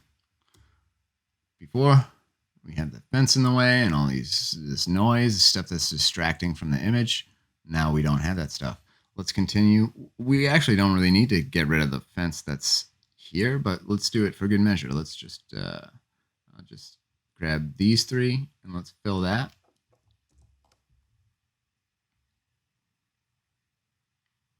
Okay, let's grab these ones and we'll fill that. I don't like that fill so much, I don't think. So instead of using the content aware fill, this time let's use the patch tool and see if it does a better job. I'll grab the patch tool, and now we can select an area that better fits what I'm trying to fill, like this. Right? Now I can deselect that, and it looks much more natural than had I just used that content aware fill. So all these tools work together, and when one doesn't work, try the other one, because that's why there's so many. They just do the same thing in a different way. And knowing them all helps you do whatever it is that you really want to do with your image. So what's next on this? I think this is still bothering me over here in this corner. So let's see. Let's see if we can use the patch tool to fix that. Let's just use the lasso to patch this little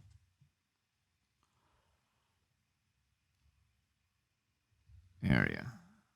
And we're going to say we want to patch it with this edge. That'll work. Not so great. Not so hot. But maybe if we do it in smaller increments. So let's grab this. Patch it with this. Yep. And then let's grab this little bit. And we'll patch that with this. And we're not really following the line anymore, though. I guess this is the hardest portion of this edge. So let's, oops, nope, that's not what I wanted to do. I want to grab this area and patch it with an area that comes down, kind of. I don't know if this is going to work. It's not really doing what I want. So let's just go back. We'll abandon that. We'll leave the edge the way it is. Maybe I'll, you know what, we won't. It's bothering me. So I'm going to go back to the clone stamp tool.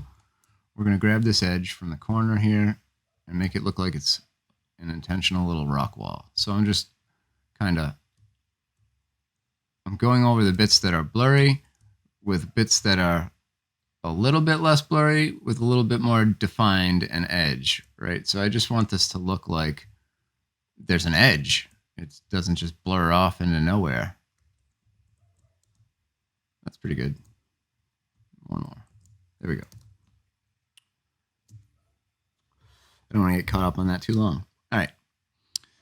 The next thing I think we want to do, let's zoom in at the top and see if those are people up there. They are. Look at these. Look at these tricky people. They're up here. Let's get rid of these people. I'll just use the clone stamp tool and stamp them out. Bam, bam, bam. I'm painting them. Grab some of that sky. Let's paint this guy out. You used to be there. Now you're not. I'm crushing you. I'm crushing you. I'm crushing your head. I'm crushing your head. I'm crushing your skull. All right. So those people are gone. Now let's see what we can do as far as changing this background. We had a couple other photos that I pulled out in Lightroom over here that might work. Let's pop over into Lightroom. Let's see. Let's just take a look side by side and see how we would fare there. Would that sky look good on this image? Probably. It's a little dark. How about this one? Would totally work. we wouldn't be able to use the trees, and we'd lose a big portion of the Milky Way because we wouldn't be able to use the trees. Could we use the trees? Could we put the trees over there? Oh, could we use the trees? I don't know if we can, but let's try because it's creative time. So we're going to give that a shot. Let's open this one up in Photoshop. I'm going to hit Command and E in Lightroom on this photo, and it's going to buzz this photo over into Photoshop after it complains that it can't get my original. Boom diggy dog. All right, cool. So I'm going to just select this whole image and hit Command and C to copy it into my buffer. And then let's go back here and let's paste it. And then I'm going to use V to get my move tool. The move tool is this one that looks like the little cross bars. And now I can just kind of move this into place. It's not quite the same size, really. So I'm going to hit Command and T to transform this. And let's just scale it out a bit, like so. Maybe more. Maybe we can just expand that Milky Way so it looks bigger in this image. Let's see what that looks like. Okay, so now I'm going to accept that. So I'm going to hit this little checkbox up here. Check, accept it. And then we can turn this layer on and off, like so. And that's groovy. Next, what we want to do is we want to mask out the sky area. And there's a few different ways that we could do that. Let's see what an interesting way might be. Let's just try Photoshop's built-in tools because they're there now and they're fast and easy. So I'm going to hit W to go to one of these selection tools. And then let's make sure I'm on the layer, right, the correct layer of the foreground. We'll call this one the foreground image, and the Milky Way will be the sky. We'll call it the sky. So I'm going to hit select subject, and let's see how that does. It didn't really do a great job, right? So it just selected, it tried to select the bits of the rocks that it thought we might be most interested in. But that's not what we want. So we're not going to use that tool. So I'll hit Command D to get rid of that selection. Let's use the object selection tool. So this is a new tool this year that lets you just kind of draw a box over what you want it to select, and it will look at that area and select just that thing. So let's just grab this foreground part of the image and see how that does. So we get the beach ball for a little while. It's trying. It's like, what you trying to do, man? What you trying to do, man? It still didn't do that great a job. So it selected all the mountains back here, but it didn't do such a great job in this foreground area. So what else do we have in here? We have our quick selection tool, which lets us just kind of draw like this, which is probably the best tool for this job, right? So boom, we've just selected the foreground area. Now, let's put a mask on this. So we're going to hide the area. So I'm going to hit this little flag of Japan button down here in the layers panel. This creates a new mask based on your selection, right? And you'll see our background came back because I have the layer below here still on. So if I turn this off, now we just have our foreground, right? So the only layer that's on right now is the copy of our background that we did our adjustments to. And then we put this mask on it by hitting this button with our selection. And you can see the portion of the mask that it painted in black. So it's hiding that. That's actually hiding the sky that was in this image pretty well. So that's cool. Now all we have to do to make our sky show up behind it is drag the layer down below and turn it on. And now it's going to reveal the layer behind. And now we can move it around and transform it and try and make it look a lot better than this. A lot better than this. So I'm going to hit V, and then let's just kind of move it around, see what we can do. I don't know if we can retain the tree. Maybe we can. Let's try using that content-aware move tool that we stumbled across and see if we can just select this and then move it over here. I don't know if it'll work, but we can try. It was a new tool over here called content-aware move, and we just grabbed the thing we wanted to move with it.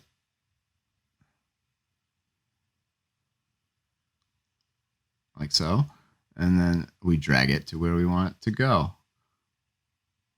And probably right there, but I might have to finagle some of these layers around to make this happen. Let's see. It did remove the tree from here, but it put it on a place we can't see over here, which isn't helpful to us. So it's actually, I think. Oh, I have to close this dialogue. I think it's actually behind here. Yeah, so we want this on a new layer. So I'm just going to hit new layer, and since it's selected, that's what we should get, I think. Did that work? Nah, it didn't work. Damn you. So here's what we do. We're going to hit Command and J. Could not make a new selection because the selected area is empty. So let's make sure we're on the area that has our tree. I'll hit Command and J. And now we have the tree on its own layer. Here, this is just the tree. So let's get rid of these noisy ones that I made by clicking all over the place, all willy-nilly like. I did it again. I opened this dialog. Let's continue along, delete those layers. So here we have a tree. Here we have our background. Let's pull our background beneath. And that doesn't look so hot. So maybe that wasn't working out. Let's forget about the tree for now. We can put a different tree on there later. It'd be easier. I bet we could figure it out given enough time, but it's getting late, so let's not do that. I'm just going back. I'm going back to Kelly, to before when we messed with that tree. There we go. Now I'm going to pull this back behind like so. Let's move it again. Hit V for the move tool, and let's just move it. Ooh. Sorry, getting confused about my layers here. And let's move it until that tree is out of reach, I guess. We can transform it some more. We can mess with its dimensions to try and make it fit better, look better. We can leave the tree for now and then try to just get rid of it later, because we learned all sorts of tricks to get rid of things. So we can implement them. Or, I don't know, does it look all right coming out like that? Maybe it does. Maybe we can just do some tricky masking to kind of cover up the edge there. Let's do it. Let's leave it like so. Right? That's cool. And then I'll hit Command and Enter, I think, to accept that. That's the same thing as hitting the little check button up there. Sometimes it's faster if your hands are already on the keyboard to just do the keyboard shortcut. Now, this is all groovy, but we have this ugly white line that's kind of, you know, highlighting this. So let's just let's merge these guys. Let's merge these guys as I'm going to hit Command or Control, Alt, Shift, and E. We can merge all those guys. Now we have one layer that has all our changes on it. And let's work on this layer. So I'm going to use the clone stamp tool. I'll hit S, make my brush bigger, and then I'll sample some sky area, and then let's just kind of feather it in. All right, I'm just trying to mitigate that halo-y line, and it's using pixels from the sky to do that, and that's making it look pretty natural. So this is a good use of the clone stamp tool. Like, it gets out of its own way in this kind of an application, because if you notice while I'm using this tool, when I press down with my pen, you can see the little plus sign. That's the area that I sampled from, right? So you can see that it's always just slightly above the area that I'm painting. And that way it's retaining all the like same characteristics, like the light characteristics and stuff of the area we're painting over. Dun, dun, dun, dun, dun, dun. And this is looking better. All right.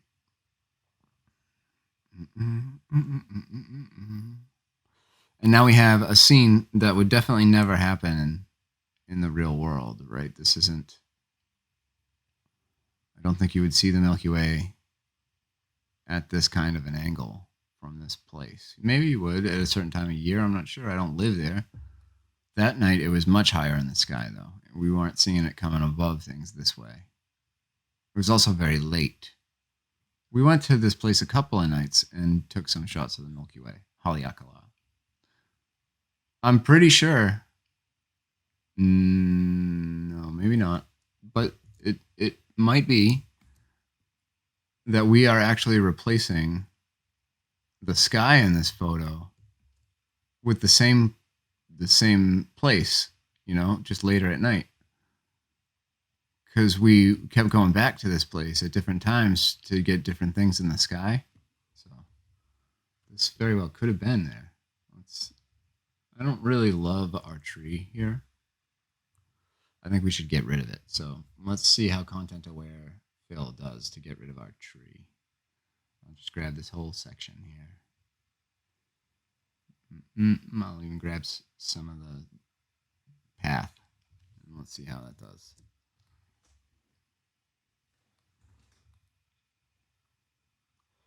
Pretty all right, man. Pretty all right. It looks like you fall off the edge of the earth, and you kind of did there. It would drop down into some crazy volcanic crater valley. It's nuts. And then maybe I think this image would not be complete unless we put a spaceman on it. So we have to find a spaceman. Let's find ourselves a spaceman.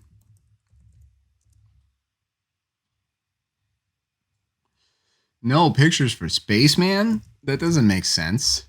That guy's kind of cool too. Come on. How about astronaut? Aliens? Lisa wants aliens. All right. Ask and ye shall receive. We'll find an alien. Maybe not from Pexels though. Let's see what Deposit Photos has for us. It's just aliens and Pexels is just people in masks. All right. So let's check out Deposit Photos.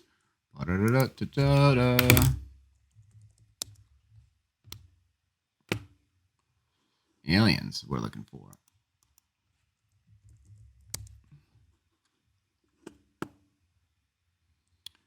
Ooh, these are good ones. Oh, those ones are good. Let's go with these ones first. And then maybe if we have time, we can put in a ship too. That'd be dope. Here we go. I don't know, huh? They don't have any authentic editorial use images of aliens available for me. It's not right. It's the government, man. They're holding back. Deposit Photos got the scoop, though. Here we go.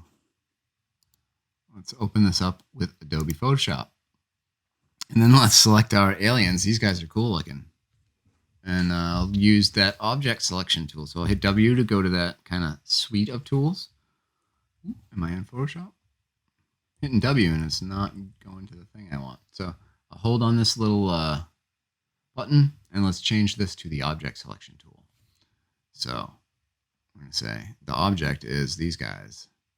It did a pretty amazing job right there of selecting those guys. Messed up the feet a little bit because they fall off into the fog. Oh, I didn't even notice there was all these little guys back here. Perfect. So let's refine this selection. I'll hit the select and mask button up here, and that gives us our little overlay here, and we can fix these areas that kind of fell off. And just kind of paint his leg in, like as much as we can. Maybe between his fingers a little bit. Maybe that messed it up more than it helped. But definitely here in the arms. All right, so let's fix these. That might be too much. Let's make our brush smaller. And I'll zoom in more. And then let's brush in here.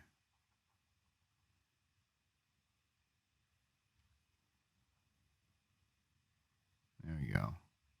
It's not perfect, but I don't think we'll be able to tell. Some of like back in his neck is messed up here. Fingers are messed up. I don't like that. Let's see if we can fix his feet a little by switching our tool to this just standard brush tool. And this will allow me to brush in on the selection. So I can just brush his leg in like a normal paintbrush. And we'll just draw it and help Photoshop out. I don't think we have his foot. I don't think his image has a foot in it. But we can get his leg longer and his calf. Like so. And then we'll just try to like mask him out so you don't see that. Or we'll put fog around him. That's what we'll do. We'll just hide it with fog. So I'm cleaning up the selection with the brush tool. I'm using my pencil to do it. If you don't have a pencil, I don't know if you could even do this with a mouse. but maybe you could. People do crazy stuff. I'm going to switch back to the Refine Edge brush here and fix his crotch a little bit. It's a little alien pecker. And let's go over here and clean up that a little bit. It's messy. It's messy, but it might not matter. All right, let's go with this. So I'm going to grab that. I'm going to hit Command and X to just cut those guys out. And then let's go back to our image. Oh, this wasn't the same place. This was in Flagstaff, Arizona. So we have a sky from Arizona on a mountain from Hawaii. That's what we're working with here. That's what you get on Saturday mornings. And then there's some aliens that usually pop in. And these guys are perfect because they fit the blue color of the image, but we're going to have to do something about their missing feet. So let's transform. Let's make them a little bit smaller. That should hide some imperfections. And let's put them over here. Right? And then let's see what we can do about adding some fog. So I'm going to just hit Command and Enter to accept that selection. And then let's see what we've got for brushes. I'm going to select my brush tool here. And then I'm going to go up to Window and Brushes. And that's going to open up my brush panel. And I'll drag that over here so you can see. Now I think in here I have some kind of a cloudy brush, a special effect brush. Yeah, these come stock with Photoshop, but you can get other brushes online if you look for them. One of these is definitely a cloud brush. I think it's this one. So I'm going to make this huge, and I'm going to make my color white. Right? So let's get a huge white brush, and then let's make a new layer, because this might be something that we want to turn on and off independently. So I'm just going to make a brand new layer here that it's totally transparent, and then let's make sure we're on a brush tool. I'll hit B to make sure we're on a brush tool. Big brush. And let's draw. Ooh, that's drawing some kind of weird leaf pattern. We don't want that. I was looking for clouds. Maybe it's this one. So I'm trying to brush, and Photoshop's struggling here. It's trying to figure out what I'm doing. We'll just let that beach ball roll, as they say. I think it did not appreciate that at all. So I'm trying to paint here. It's not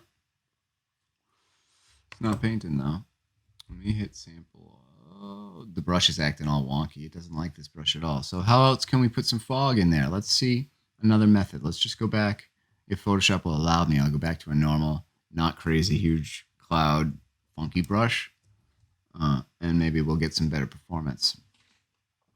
Let's pop over to deposit photos for a second, and let's see if we can find clouds. This is weird. My cursor won't go back to an arrow. It's just the cloud brush. How do I click in there? All right, clouds. Or fog would be better. Yeah, this is what we're looking for. So what kind of fog do we want? I kind of liked this one, this puffy one, but we could use what's going to cover up our mistakes the best. I think this one here maybe, or this one. Let's try this one because it's kind of the right size and shape. Let's grab this fog. I'll grab a smallish size portion of it. And then let's open this up in my Finder. And then I'm going to use Open with Photoshop to open it up here. And now I will select the fog, right? So if Photoshop allow, oh, it's letting me switch my brush here. So I switch my brush back to my normal soft pressure opacity brush. Sweet. All right. So now we're going to switch to our object selection tool, I guess, because that's what was there. And I'll select this, and it selects our clouds for us. So let's refine this selection and get the blackness out of the clouds. So I'll hit select and mask here, and we'll get our select and mask tools. Now I'll make sure that we're on the refine edge brush here, the second one down. And let's make our brush nice and big. And let's just brush over some of this fog here. And it's hiding the black wispies, right? That's fine. All right, cool. So now we have a selection of our clouds. Great. I'm going to hit OK. Cool. And then Command X to grab them, cut them off there. And let's go back to our image here. One of these things. There we go. And we'll Command V to paste it. Actually, let's make a new layer and paste it on the new layer. So I made a new layer and then we'll paste it here. And I'll tell that not to show me that anymore. Then I'm going to hit Command and T. And let's scale it up so it's bigger, like so. And then let's move it down to cover our alien dudes just a bit.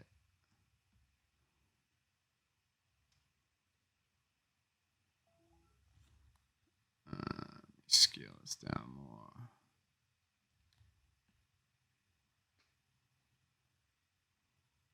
Maybe I'll use a different portion of it, like so. Yeah, like that. And then I'll hit Command and Enter to accept this. Now we can create a mask on this layer, like so. Hit the little flag of Japan. You see it creates me a white mask. And I'll make my brush black. I'll just hit X so that these colors switch. And now I'll select my brush tool. And we can make the flow really small. Like we don't want 100%. Let's take it to like 2 or 3. And now I can just fade this fog out. And I'm just kind of using a really light brush. And I'm fading it out. Like we definitely don't want this hard edge here where you can see that the fog's stopped. So I'm going over that a bunch of times to make sure that edge is completely gone.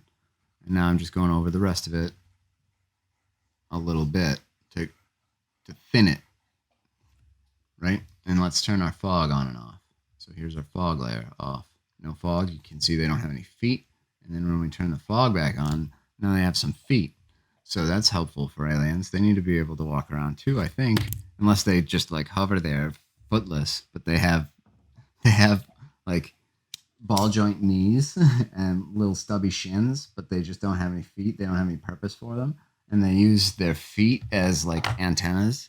Like, no, they use their feet like anteaters use their noses to stick into holes, and then they can like electrify them and make moles and stuff come out of the alien landforms. I think that's how it works. I'm pretty sure that's how it works. I think so. So, all right. I think this is pretty much covering what we're trying to cover. I think we got 15 minutes left. Let's see real quick if we can just add some sort of flying saucer to this, because it's not complete. We need something over there. Let's see what we got. Let's go here. Let's scroll this guy up and see what we got for UFO. Oh, snap. This one would work. It's kind of plain looking. This one's cool.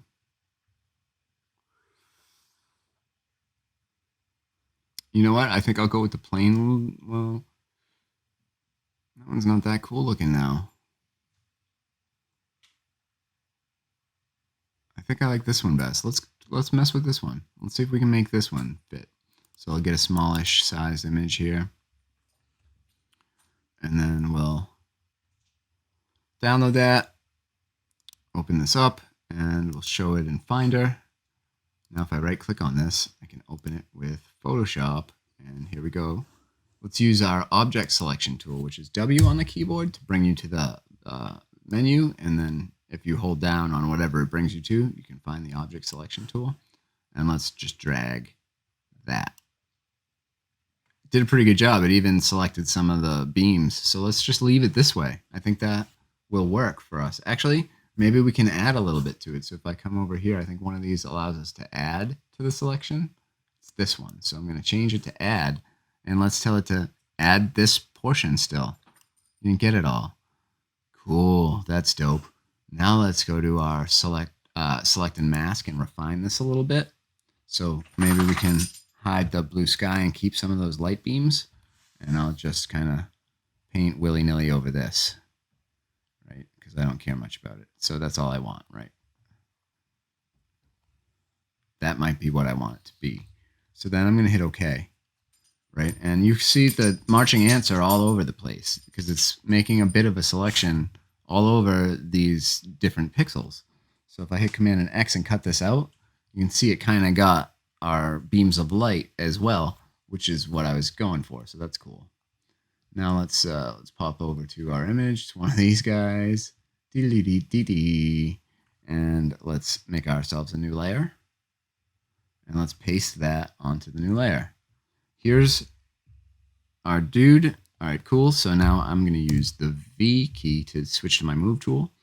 Bring this over here somewheres.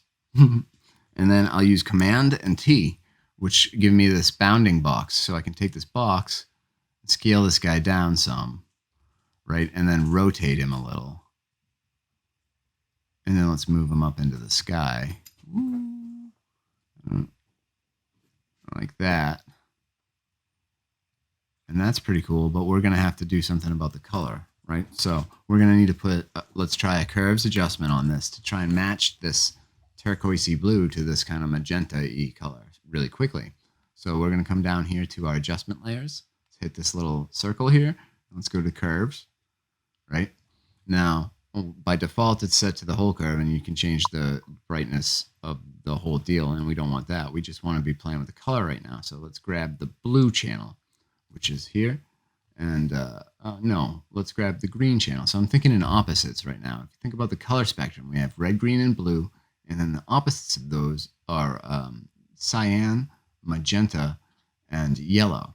So what I want to do is I want to add magenta into this, I think. So I'm going to grab the green channel, and I'm going to pull some green away. And that starts to make everything look magenta. So the thing is, we only want this to affect the spaceship and not the whole. I mean, actually, that does look kind of cool. It's too much. I mean, it might be neat to give it an overall color like that. Actually, I do like this. We're going to leave this and make a new layer. So we're going to leave that, and we're going to make a new adjustment layer, curves. And then we're going to go back to green, and we're going to pull out a lot of green and make that thing look magenta. Cool. Now we only want it to apply to the layer below it. So what I'm going to do is I'm going to hold Alt on my keyboard, and you see when I hover over the line between these two layers, it turns into a little like an arrow pointing down.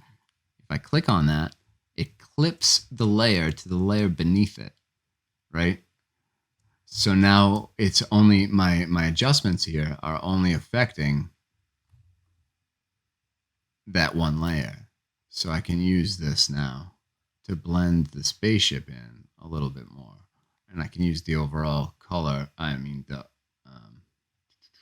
curves here to kind of make it fit a little bit better in the image. I'm just kind of lightening it up to fit with the overall tone. I might want to add another like a saturation kind of level, kind of adjustment. So I'll go to hue saturation here, and then let's just play with this saturation slider. See what that's doing for us. Not enough, right? There we go. So if I play with the lightness, that kind of helps or hurts depending on how you look at it. There's not really a right answer, but this is kind of where I was going with it right there.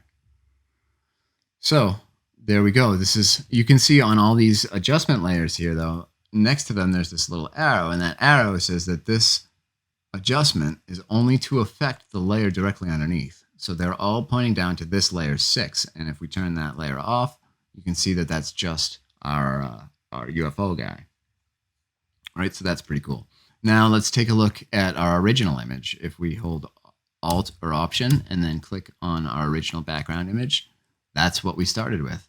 We had this fence here, we had some noise going on, there's some people, there's this weird thing up here. It's just, it's okay. It's a typical kind of travel photo that you might get. There's nothing you can really do about it. It's just, you can't ask the national park to take the signs down for your photo.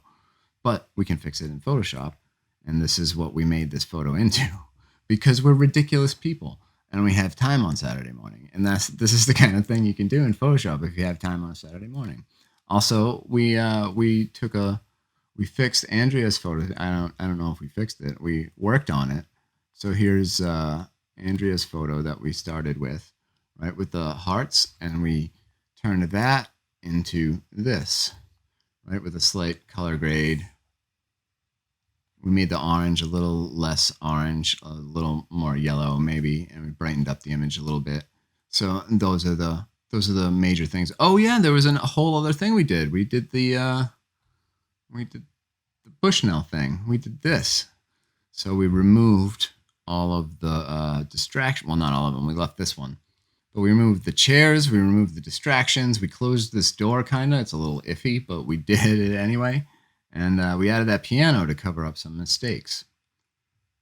So I would say overall, it was a pretty productive morning. We removed all sorts of stuff. We replaced it with all sorts of stuff. And we used some new tools like the patch tool.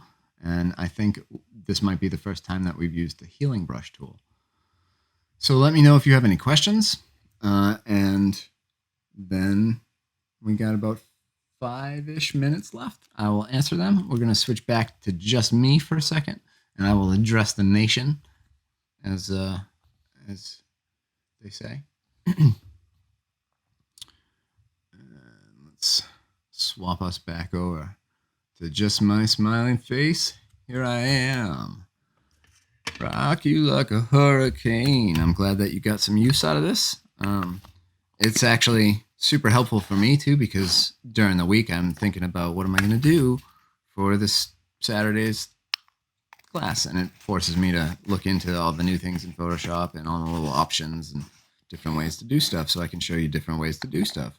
So it's very helpful. It's helping me learn how to be a better designer and photo manipulator. I thank you for sticking along with me. If you did, if you didn't, then that's cool too. Maybe check it out later, or otherwise go do something else, I guess. But if you're into Photoshop, this is the place to be. It's where all the cool kids hang out.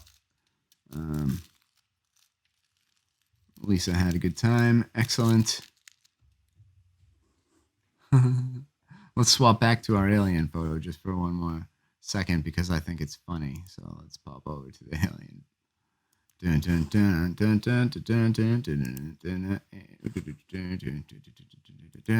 Here we go.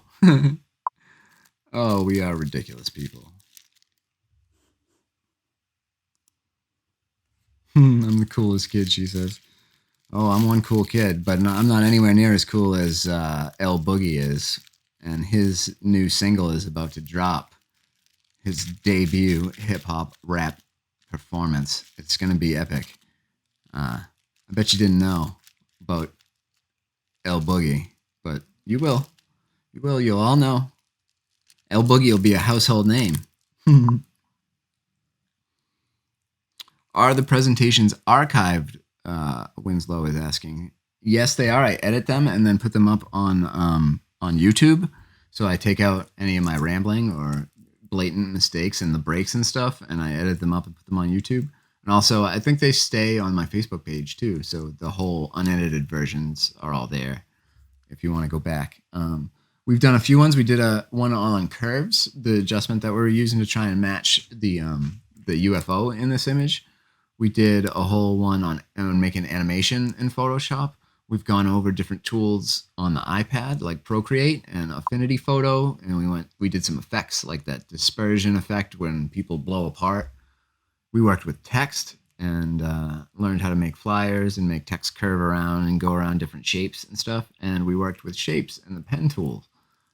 I think maybe next week, maybe we'll just work with selections in general, because there's so many different ways to select things. So I could work on maybe showing you how to select hair and things out of a busy background, or things that are more difficult than these clear-cut lines, you know.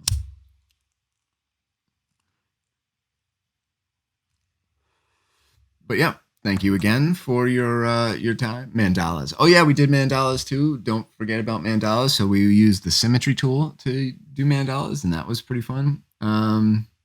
We might have done more too. I don't know. We've been doing them for a while now. So oh yeah, we did a bunch on Lightroom and general compositing, like putting photos together, and I think a couple on just how to edit your photo, how to retouch a portrait. So there's a lot of information out there that we've gone over so far. There's a lot of stuff you can do in Photoshop. It's a lot of tool for $10 a month or whatever it is.